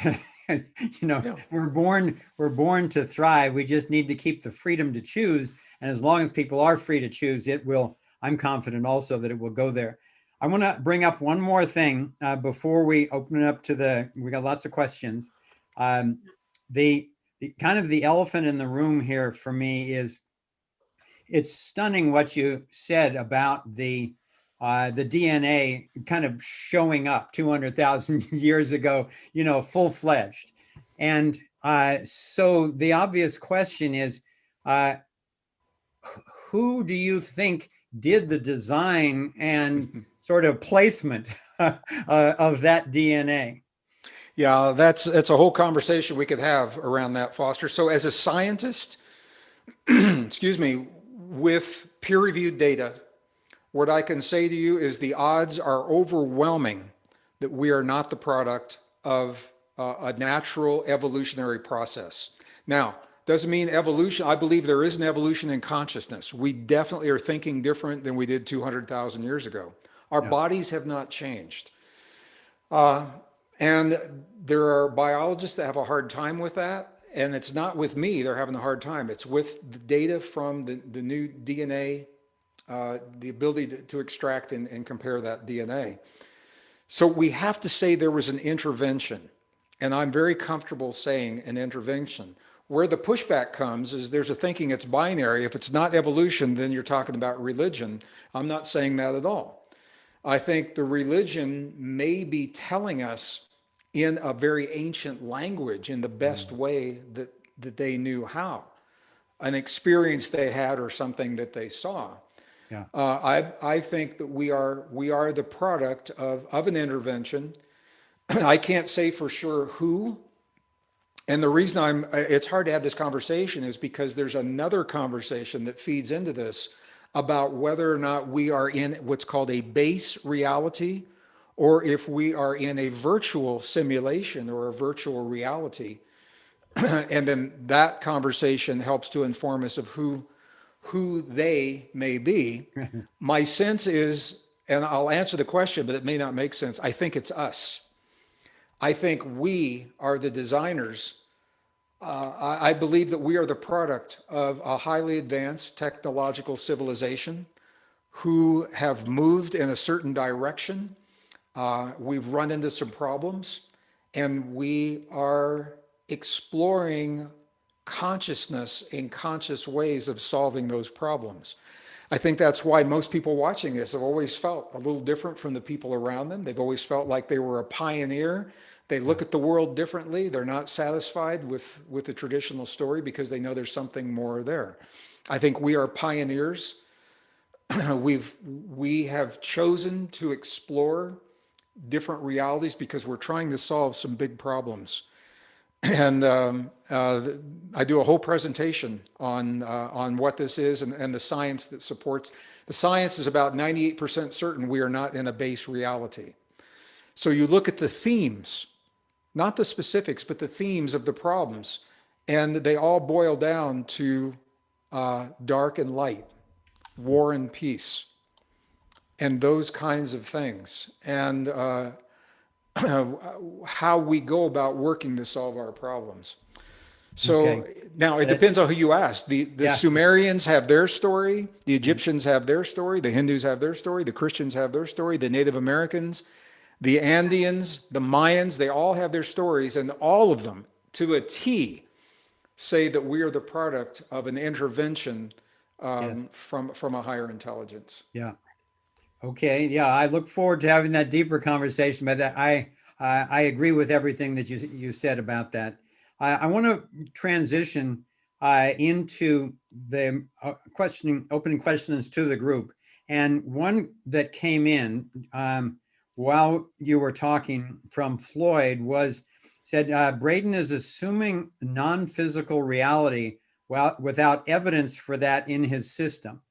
So talk a little bit about the role of the metaphysical and how it relates to science, because especially I think that that's one of the cruxes of the danger of so-called turning over our consciousness to digital, technology, is that it's completely ignoring the conversation about the metaphysical. And many of the top people in AI that we've talked to, Kimberly and I, have absolutely zero sense of the metaphysical at all. So well, I'll tell you how deep that that goes. I was at the CERN superconducting super collider in Geneva, Switzerland, doing a presentation and also witnessing an experiment that was there.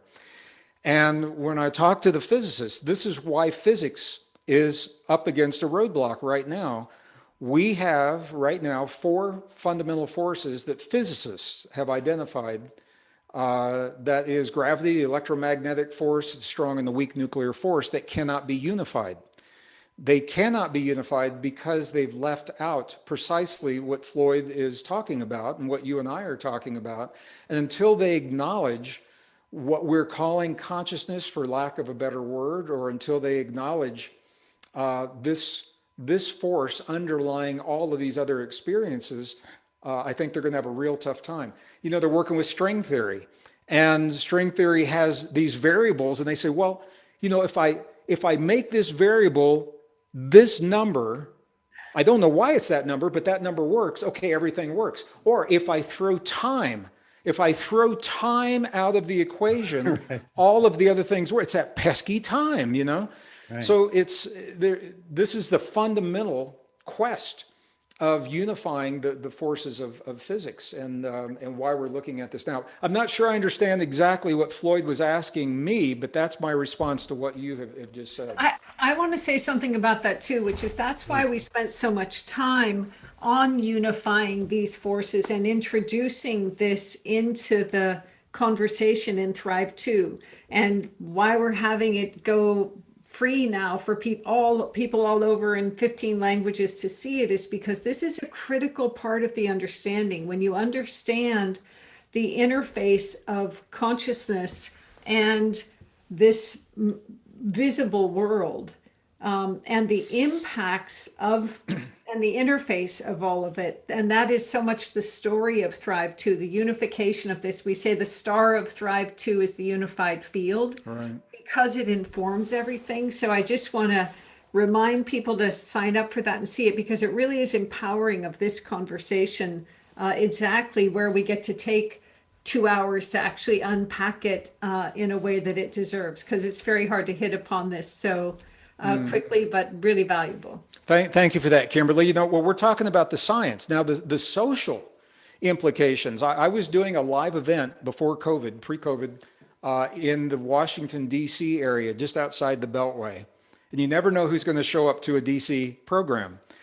And there were some guys in the back of the room, and in the building, they were all wearing dark sunglasses, and they all had their, little earpieces and dark suits.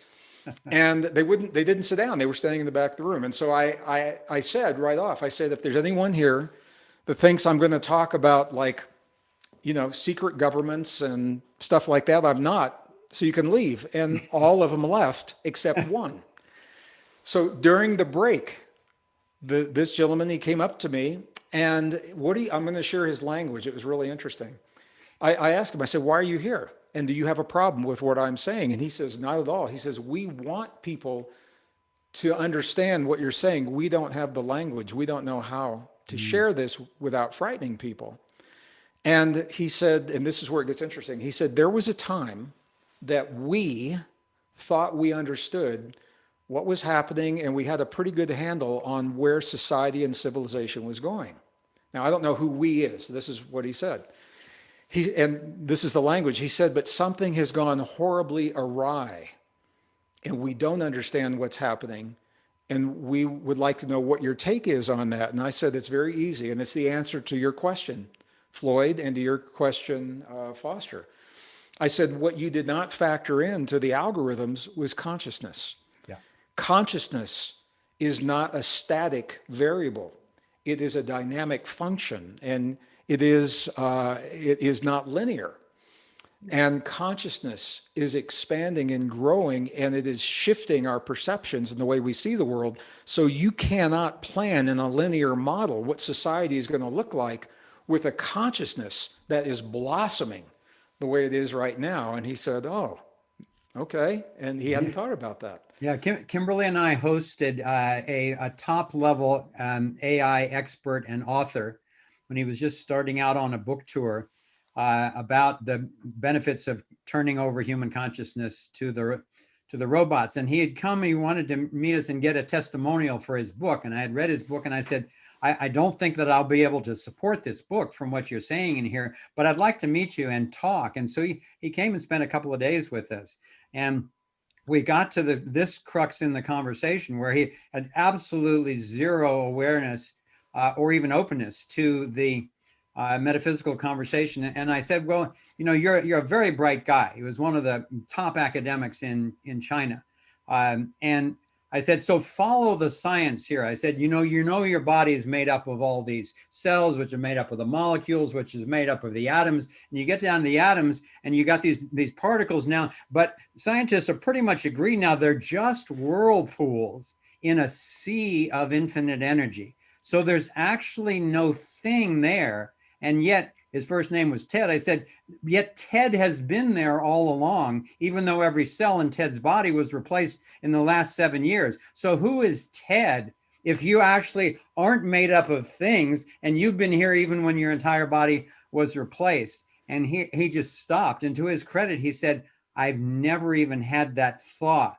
And then at the end of the night, after we talked about interdimensional communication and channeling and intuition and psychic diagnosis and healing and all this type of stuff, when we said goodnight, to his credit, he said, this metaphysical thing, you may be onto something really big here. Did he have to go back and write a new chapter for his book? He actually stopped his book tour. He was getting such pushback the way he hadn't anticipated at all. Like you said, these guys are living in a bubble and they just don't know any thinking that's outside of this deterministic stuff. And that's precisely the point, Foster, because we are so finely tuned and we have the ability to hone how we attune our genes, our DNA, our cells through self-regulation and human emotion. And when we turn that over to a computer chip, a perfect example, Elon Musk has a company now called Neuralink. It's not a theory, it's out there right now. It's the first chip to be implanted into the human brain where the neurons in the brain actually interface with a port on the chip. And the purpose of this chip is to connect the human brain to the computer bypassing the keyboard. There's no physical connection. It's kind of like, it's not really Bluetooth, but it's kind of that idea. Young people, when they hear that, they say, sweet. I can game, I can game with my friends without ever touching a keyboard, because they've never been taught to understand that they have within their neocortex neurons that perform very similar. If you want to download information like on the Matrix, like Neo plugged in to a computer we use mirror neurons and we can learn super learning, super memory. And when we stop using those abilities, the neural connections, the chemicals that hold those neurons in harmony and in the network, they begin to dissolve because they feel they're no longer needed. So Yeah. we're about to give away the essence of what it means to be human before we even know what that is, Right. in the belief that we are flawed and limited beings. And this is why I think it's important. And I'm not saying what's right, what's wrong. I never tried to convince or persuade anyone of that, but I will passionately try to convince my scientific colleagues that there's more to us than we've been led to believe. And here's the thing. All of this technology that's being built, it mimics what we already do, including our immune response. Yeah. And in what way, if we fix and tailor an immune response for one particular contagion, I have no doubt that it will be successful. The question is, to what degree, if any, or how does that impact our ability to respond to a world of contagions 5 years down? We have 200,000 years of contagion history behind us, where we have programmed our bodies, our soft technology, relatively successfully. When we intervene in that, what is the impact of that intervention? And the answer is we don't know. And we have to say that. We also have to say that we are the technology that we're building outside of our bodies. And if you really begin to look at everything that way, it changes what we think. Now, it doesn't mean that it's right, wrong, good, or bad to augment or with a vaccine or with anything else. That's a very personal decision, but the decision is being made consciously on facts rather than being frightened into making that decision. And I think that's an important distinction. Let me jump in with a related question. Jeanette wrote in and said, how does DNA relate to our consciousness when we leave our bodies or ascend to higher dimensions? Does it apply only to the physical or go with us as the Akashic? The answer to that question is it depends on how we leave. No, it's very true, because there is one path of leaving where we separate consciousness from the vehicle, from this body. And we call that death. And our essence, we are led to believe, continues in another form. If you subscribe to the simulation theory, it means that we've gone back to the base reality. Okay, so we're no longer projected into our avatar. There is another path where consciousness and the body, the line between consciousness and the body, dissolves, and we're able to transcend with the body into another realm or another form of life, because we recognized our ability to do that. And I'm not saying one's right, wrong, good, or bad. What I've seen is so many people, there's so much hurt in the world, Foster. There's a lot of hurt in this world, and relatively few tools to deal with that hurt. So a lot of spiritual gurus, even friends of mine, colleagues, they're focused on trying to get out of here, when the whole point is to be here to find the levels of mastery, not to run away from the hurt, but to recognize what that hurt, why the hurt hurts us, and to transcend that. And when we do that, it has chemical implications in our body that allow us to transcend the very things that are hurting us. It's a very, very different way of thinking. And my biology friends, they're certainly not taught that, and it's not their fault. It's just not there's an indoctrination that has happened for the better part of the 20th century, leading us to believe that we are flawed and imperfect, paving the way for the technology to feel that it is needed. Whereas if we had been indoctrinated to understand, for example, every organ in the human body now is documented with the ability to stop the disease, to heal the disease, and to regenerate what the disease has taken. All right, spinal cord tissue, brain tissue, pancreatic tissue, heart tissue, all of them, blood, everything has been documented with the ability to heal and transcend the disease if it's given the right environment. That environment can be chemical, it can be nutritional, it can be emotional, it can be a combination of all of those. That is a sophisticated technology to be able to self-regulate this biology, and that simply isn't taught. Well, that's a perfect lead into the next question. At least half a dozen people have written in this question, which boils down to, what role do you see COVID-19 playing in this conversation about the transhumanist agenda? Yeah, COVID-19 has pushed it front and center. It is a catalyst. It's a conversation that was happening subtly in some segments of society, in some segments of technology. Now it's up for everybody, because everyone will have to make a choice in terms of how they respond to whatever it is that's out there. I think there's more than one COVID that is out there.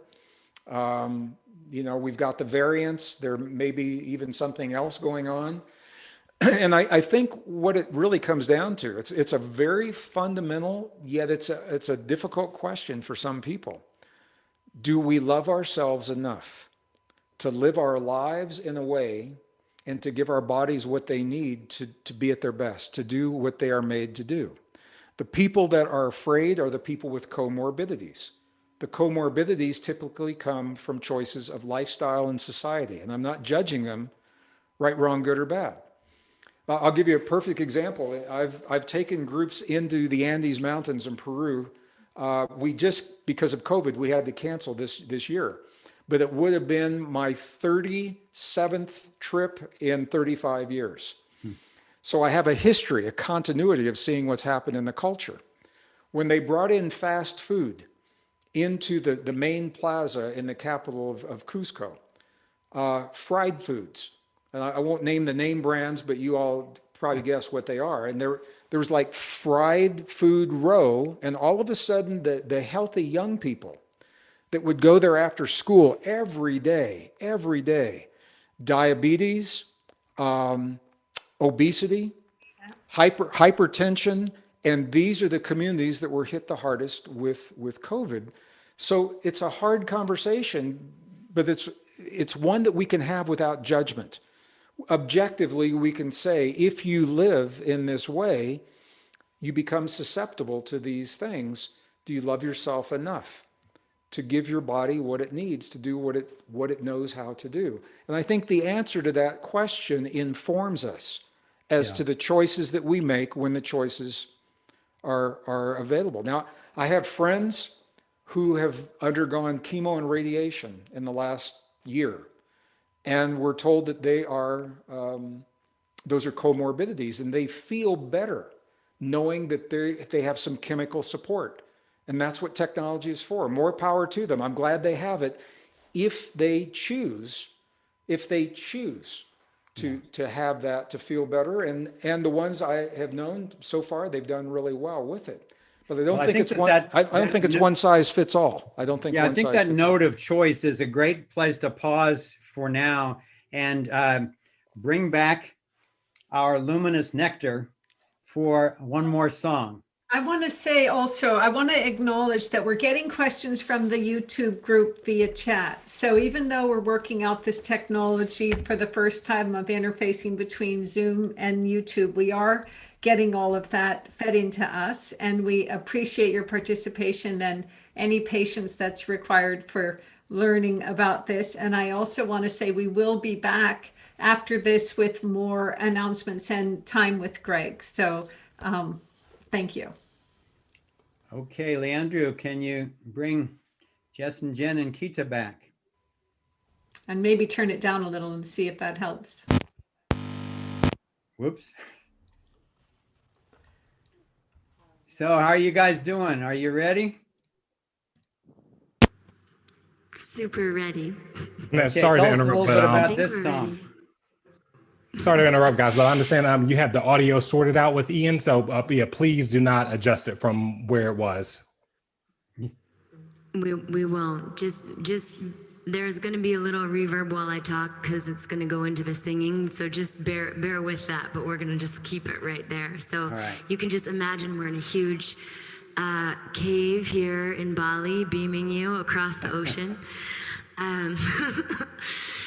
So this next song is called Smoke and Mirrors. And this song came through in April of last year, really as things were getting hot all over the planet in every way, with COVID, with all of the racial injustice that was blowing up in the US, with cities burning, it felt like a moment where the veils were getting thin and people were starting to really get shaken up and waken up in a more mainstream level. And so this song came through just one verse and one chorus at that time that was really almost designed to be, I was sharing with Foster yesterday, almost designed to be a bed for people as they were getting blasted with information like what's being shared, like what Kimberly's been bringing, this information. This song was designed to be a bed to almost catch people as they fell out of that, as their reality got shaken up. And then almost as though the bed was a soft landing and then a spring of resilience to stand back up in a new way. So we just had another verse come through yesterday or 2 days ago after talking with you more. And then the last part of this song is unwritten, and really what's gonna happen is we're gonna open up to a freestyle. And we're just gonna see what comes through based on everything that's been shared and the essence that's been shared. So really just taking in the wisdom, the questions, the curiosities, the feeling tone of what's been shared so far, and just we're gonna kind of get out of the way and see what life wants to, what wants to be brought through. So it's a bit of a trust fall. So yeah, and I invite you to practice this this embodiment of the unified field by sending us your thoughts, your feelings as we're singing, because you never know how powerful your ability to transmit is. And I think that speaks to some of what Gregg is alluding to around we haven't even discovered the full potential of our inner natural technology. And I believe that telepathy personally is actually part of our technology that we haven't even tapped into yet, but I think we get it in these little moments of synchronicity. And so let's practice the way that our technology can work together in this song. All right. Thank you so much. This sounds okay so far? Yes. And do you want to share the title of the song? It's called Smoke and Mirrors.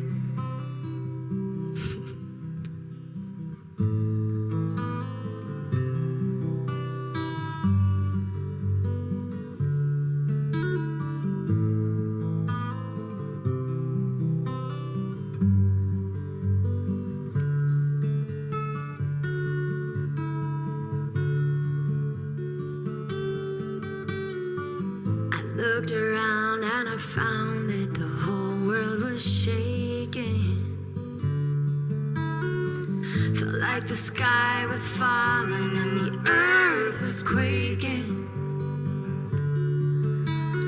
And all of those that I was told were supposed to be my heroes felt like I was walking blind behind them to a place that I didn't want to go. And I was trying to see it clearer,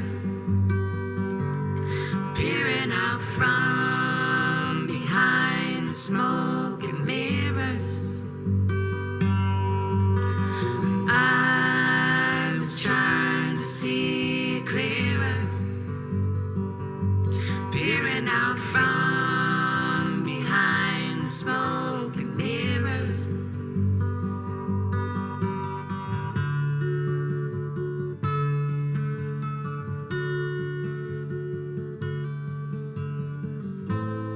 red or blue, black or white, good or bad, wrong or right. So many voices swaying my choices, Screaming so loud that I can't hear mine, losing sight of my divine design as I identify with one side of the line. And I was trying to see clearer, peering out from behind the smoke and mirrors. I was trying to see clearer, peering out from behind the smoke and mirrors.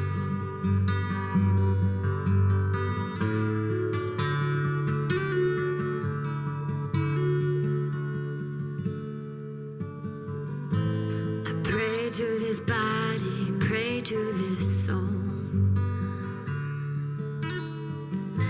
Don't tear me apart before I've had a chance to feel myself as whole. I know inside there is a part of me that wants to be free, to know every cell, every beat of my heart, every part of my body. And I know deep down in my soul that I'm powerful, beautiful.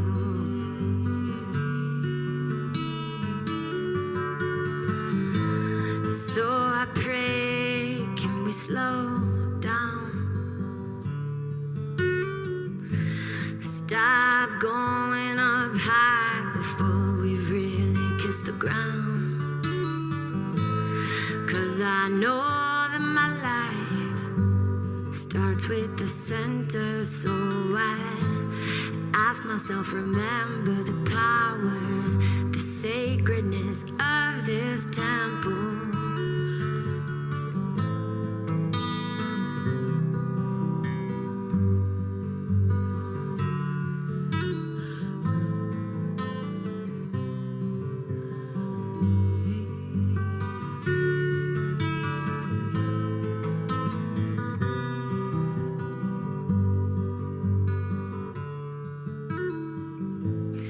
Sometimes I feel like I'm in the middle of a crazy war.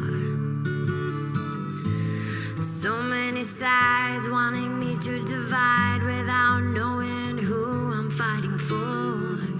So I invite all of us to call our power back, to know that we are full, to know that we're the source, to know that we don't lack anything. We are full and powerful, delightful, full of delight, full of the light, full of the love that we got inside. I was trying to see clearer, peering out from behind the smoke and mirrors. I was trying to see clearer, peering out from behind the smoke and mirrors. I was trying to see clearer.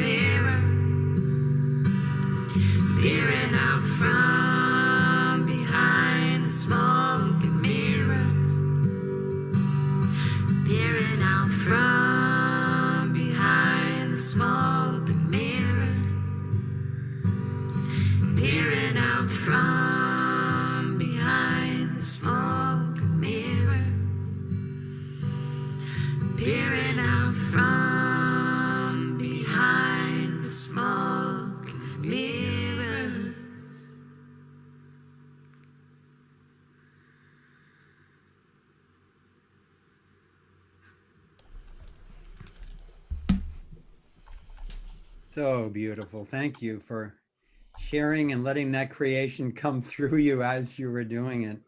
And the Absolutely. sound was fantastic. You all look Thank you, great. Ian. In fact, I need to ask you because the song that you sang previously is one of my favorite songs, and we want to have it in this recording. So do you think that technically the recording that you got on site, was it clear of that sound? Or should you stay on at the end and re-record that, and then we can edit it back in? We think that it came out, but I can consult my technical advisors here to see if that might be a good idea. Because yeah, that last song is such a quintessence of what's being talked about here for sure. Yeah, so why don't you check on that? We're still going to be here for a little while, so check on that, because it was just too good to not have the purity that you had on Smoke and Mirrors. Yeah, thank you so much. And I also just want to acknowledge to all of you guys that I know it's 4 o'clock in the morning where you are, and I just want to thank all of you for reorienting your days and nights in order to synchronize with us and be able to do this live, because there's other ways that we could have done it and it wouldn't have been as magic as being able to do it live and have you actually create with us in the moment. So I'm deeply grateful. Yeah, thank you. I really want to thank you so much for inviting us into this. We believe so deeply in each one of you and what you're up to, and we stand with you and behind you and beside you as you hold this really, really important and powerful flag. So it's really our honor, and it actually brought us a lot of joy to, in our own little way, stand in devotion, this sort of late night sadhana, so to speak. So yeah, it's our deep, deep pleasure and honor to be here. Well, thank you so much. We send lots of love to you. Please send a message through while we're doing our final conversation and announcements and so forth. Let us know, and don't drop off until we know which way to go on that. Okay. Absolutely. And we also, I think that Kelsey's going to post it, but we're putting a link in the chat with definite recordings of both songs too. So you'll be able to get, like, anybody can get those as their own thing, but definitely we'll stay on and figure this out so we can make sure that the full version of This Is My Life is part of this recording for sure. Great. Yeah, and also let people know, I think there have been drops in chat, but let people know who are listening where they can find you. And weren't you starting on a project that people might want to support with crowdfunding? Yes. Yeah, we're actually, so the three of us and a few other amazing artists from around the world are recording our first album. We're loosely titling it Songs for the Shift, but it is a series of 9 songs that come with meditations and origin stories and interviews that are designed to really meet people in the moment that we're in this transition and help smooth and soothe this wild moment. And I have to just say, so you can go on the link, the justmagic.com/thrive. But I have to tell one teeny little story, and then I'll let you guys take us home. But there was a moment where we were rehearsing while you guys were talking, and I looked up, and Kimberly has this beautiful smile. Gregg is just emboldened and impassioned. Foster's smiling, and I'm like, people would, if they had no idea what the subject was, they would never ever guess what is being discussed here, and the significance of what's being discussed, because the energetics that you guys have and the wholeness that you steward your mission from is so grounded. It's so grounded in love and care. And so I just want to reflect that to you, because, with it all silenced, it was like you were just putting out a feeling of, we got this. And I just want to thank you for that. It's very rare to be able to know as much as each one of you know, and be able to hold the level of integrity and care and positivity that you do. So I just really personally, and probably on behalf of many, many people here, want to thank you for that. You are Wow, welcome. Jess, just thank you so much. You know, your song is the mantra, the humans must prevail. We can't let the machines win. So I love you all and thank you. I hope you take the rest of the night off after you finish here. And thank you. We're all activated from our cacao. No, thank you for the love and the care that you have brought to our community to really help to anchor. This is big stuff. It's a big conversation. It's a very different way of thinking for some people. And I personally, I just really appreciate you and all that you do. So thank you. Yeah, I have this sense that Smoke and Mirrors is like a soundtrack for going into the rabbit hole. And then This Is My Life is the anthem for the light at the end of the rabbit hole. Yes. Yes. It's like the holding, it's like these songs, we want to, Smoke and Mirrors is to hold your hand as you go through, you know, and kind of be like, okay, we're in this together. And then, yes, absolutely the anthem for the celebration. And thank you for summarizing it that way. That feels very, very, very true. Well, Yeah, Gregg and my love to your hot guitar player is off camera, and whoever's behind the camera has done a really good job today. So whoever that is, thank you. The sexy Pete Longworth, indeed. Yes, great. Well, Gregg is an amazing singer-songwriter, and so is Leandrew. And one of the things that we've really learned and try to incorporate into the Thrive movement as we go along is that information is critical. But if it's really challenging information, especially, it's difficult to let it past your head. It's hard enough to let it into your head, much less to let it go into your heart and then into your soul. And it's really completely aligned music like what you're doing that empowers all of humanity to do that. So there's just no greater gift that you guys can be given. Thank you so much. Yes, indeed. Thank you. Feel All deeply right. seen. Well, we'll Thank you so continue much. the announcements on our own. And you guys let us know about the other recording. Yeah. Okay. So, Leandrew, do you have an announcement of any sort for us?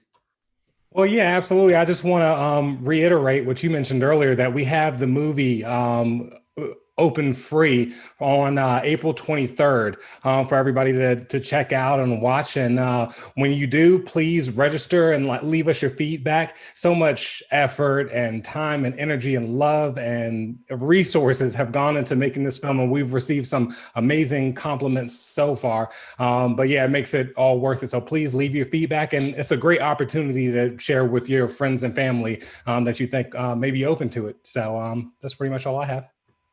Okay, let me just clarify one thing, that it starts being available on April 23rd, but it'll be available for a limited time after that, for a number of days after that.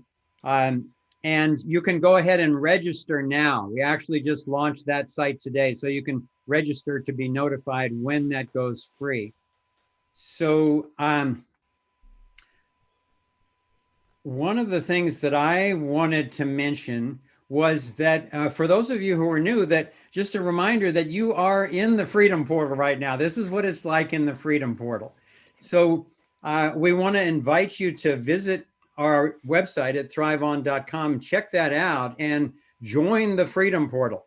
It's people like you subscribing to the Freedom Portal and telling your friends about it that makes this conversation spread, because this isn't just a meme. You know, this is not a social media post. We do deep dives, as you can see, and it can be challenging. It's not for everybody. But the reason we do it is to bring people to the light at the end of the tunnel and empower solutions. So let me give you a little preview of what we're doing next month. This has been Health Freedom, and AI colliding this month. And then next month, we're doing we usually have a theme for the entire month. And next month is conspiracy.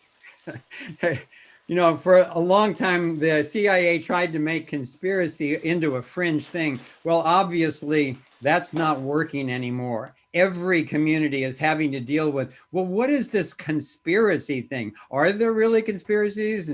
And is this just conspiracy theory, so I should stop thinking?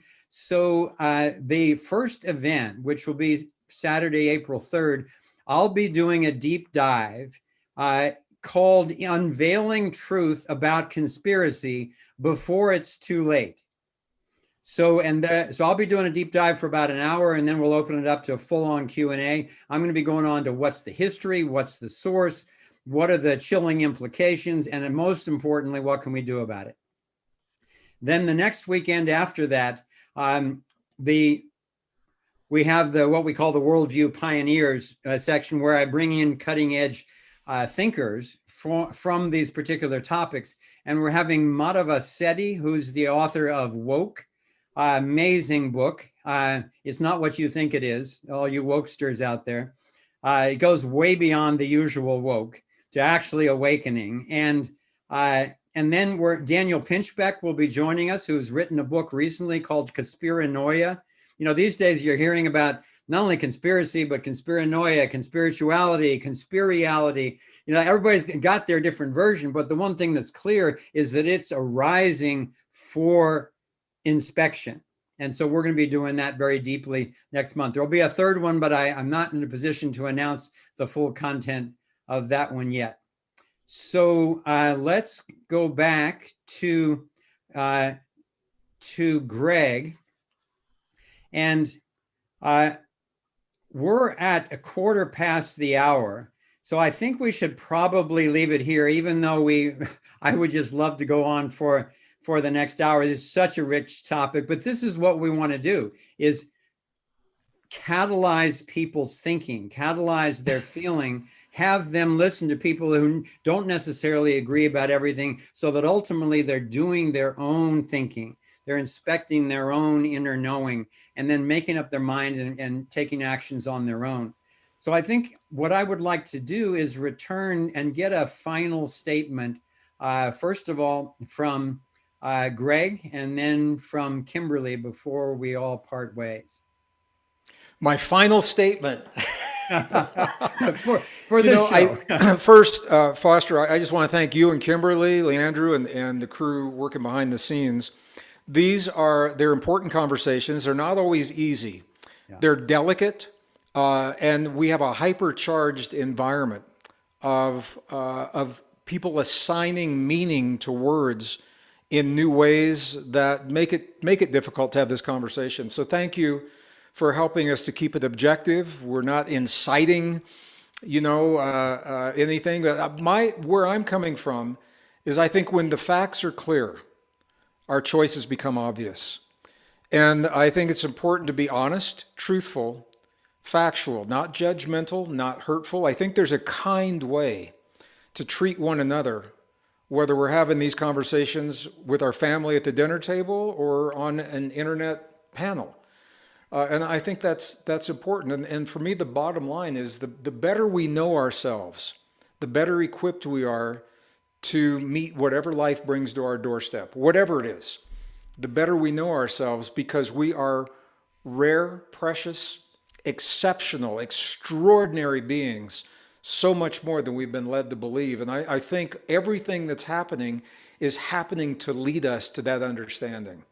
And from that perspective, I think that's where I'll leave my part of the conversation today. And I hope that what we've shared has helped to move us a little closer to the mark of understanding who we are and what that potential really is. Thank you. I'm really confident that it has. And I just want to say that one of the things that I am most deeply left with from what you said today was this bifurcation that's going on in society. Because, we're at the Tribune, we're very solutions oriented, we're very information oriented. All of that is critical. What you said took me to a next level today, which is that as we go down this fork in the road, one way or the other, people are going to be watching each other's being. And if the more their being is thriving, the more people are going to want to get over on that road. So there is an inner radiance that comes from starting with ourselves that is beyond all the strategies and tactics it needs to go along with it, but it really needs to be there. So thank you so much for anchoring that one in. My pleasure, my honor. I look forward. We could call this program 1, and maybe we'll have a program 2 to follow up, because this is a deep, rich topic. Kimberly, thank you for leading us into the conversation. Oh, well, thank you. And yes, there are a lot of questions, and I would love to dive in more to those with you. So hopefully we do have another one that comes up in the future. And I'm also very empowered in my relationship with you because of the perspective that you bring, Gregg. And I feel like really what I take is that, we have been trained to look outside of ourselves for interpretations of who we are and what we're capable of and what's true and what we should and shouldn't do. And whether it's, the magic pill to make us healthy or the neural link to make us more capable or something, all of these external supposed answers, when in fact, when we come home to ourselves and take responsibility for who we are and practice what we learn and know with healthy choices that we make, with cultivating relations with one another, the messy emotional work of maintaining relationships across worldview, all of that kind of stuff, what we land on is something so vast and gorgeous and worthy of our awe that then we protect it from there. Health begets health, love begets love. And our job is to develop the practices of being our best selves. And when we stray, to come back and practice again and to develop relationships that help support us in doing that. And we hope that our offerings from Thrive and Thrive 2 in particular, in the form of the movie, and Foster's Freedom Portal, are ways to help facilitate that for each of you. So I'm very grateful for this group. Foster, thank you for hosting me as your guest on the Freedom Portal. And thank you to everybody who's tuned in here. And thank you, Gregg. I love you all. Kimberly, thank you so much. I cannot put into words how profound your contribution has been this month. I mean, your presence, of course, is always so radiant and impactful. The feedback that we've been getting this month from literally all over the world is that the information was very new to most people and really impactful in a deep and challenging way. And the vibration with which you, Kimberly, carried that off, and then that Christian Pusateri did, and John Hunt did, and then Gregg Braden did, has literally created a safe portal for people to take this in, feel whatever they feel, because that's exactly what you need to feel, and that will change over time. So I think that this is a landmark series that we will be putting clips out all over the internet. Ultimately, the whole thing, this show today will be available to everybody right away. The last 2 shows ultimately will become available to everyone. But these are milestones that people can use to navigate by, because this topic is not going away. It's just something that we need to solve ongoingly. Yeah. So I look forward to having you back, Kimberly, when the time is right. And the last thing, I guess my last thing I want to say is that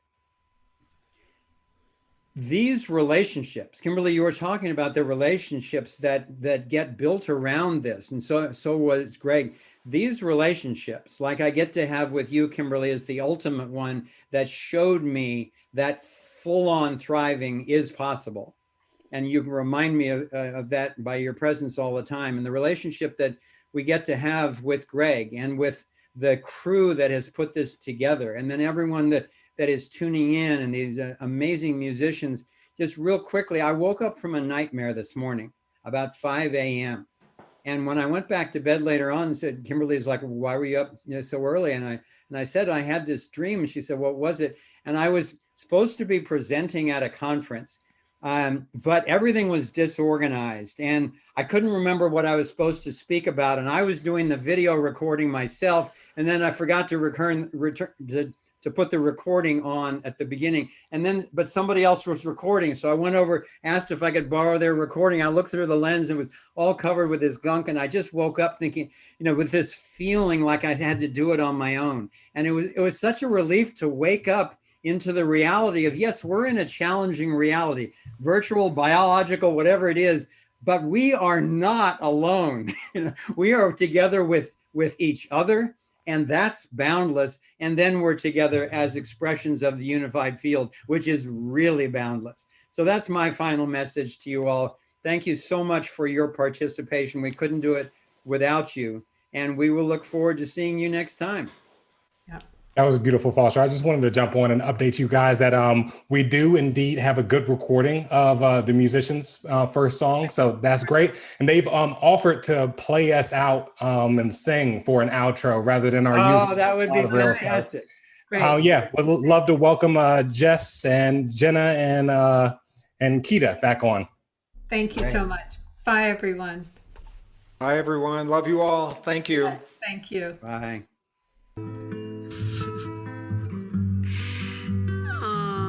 Love you so much. This last song is called We Are All One. This will be going on the album as well. And I have to just say that We Are All One sounds kind of cliche until you have really highly credible scientists backing up that that's true.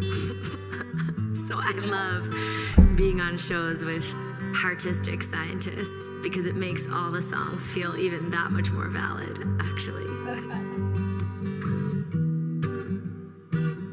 Keita is a former reggae star. I'm just gonna out him right here in public in front of you all. So he's gonna let a bit of that style come out.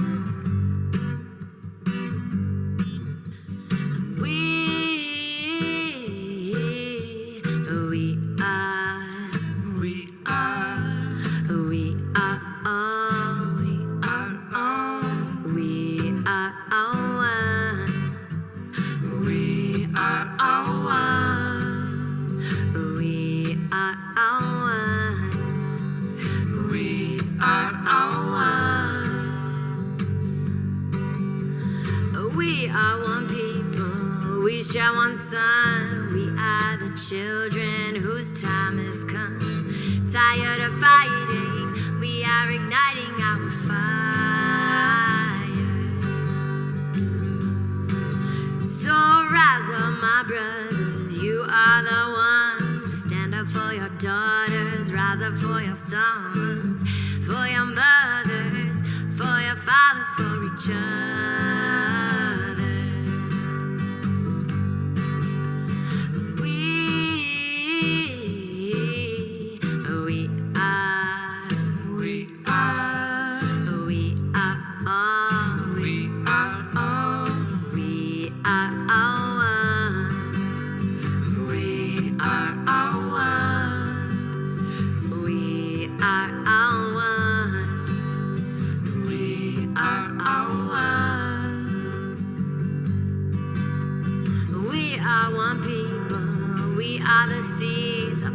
Carry the code for what our mother needs. We gotta listen instead of wishing for change.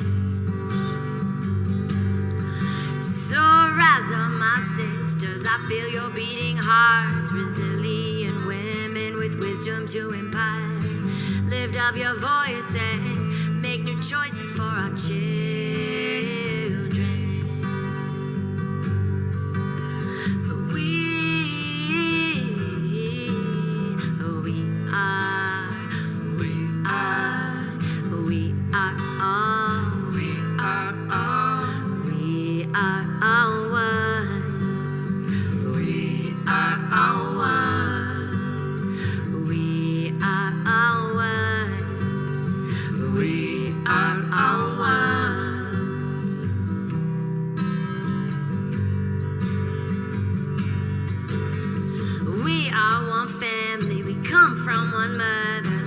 As her children and live as her lover. She's been providing, so we're uniting in her honor. Oh, we are one circle, we are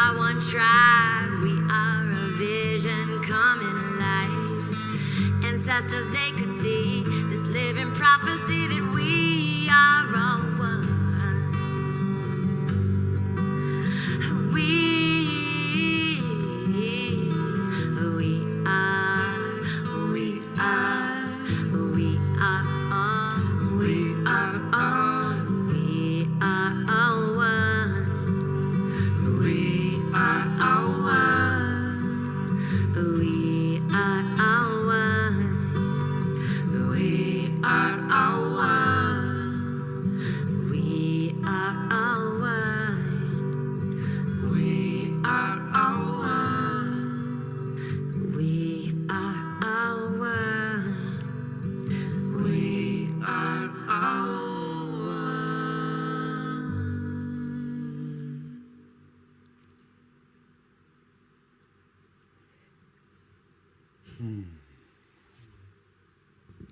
Thank you, Luminous Nectar.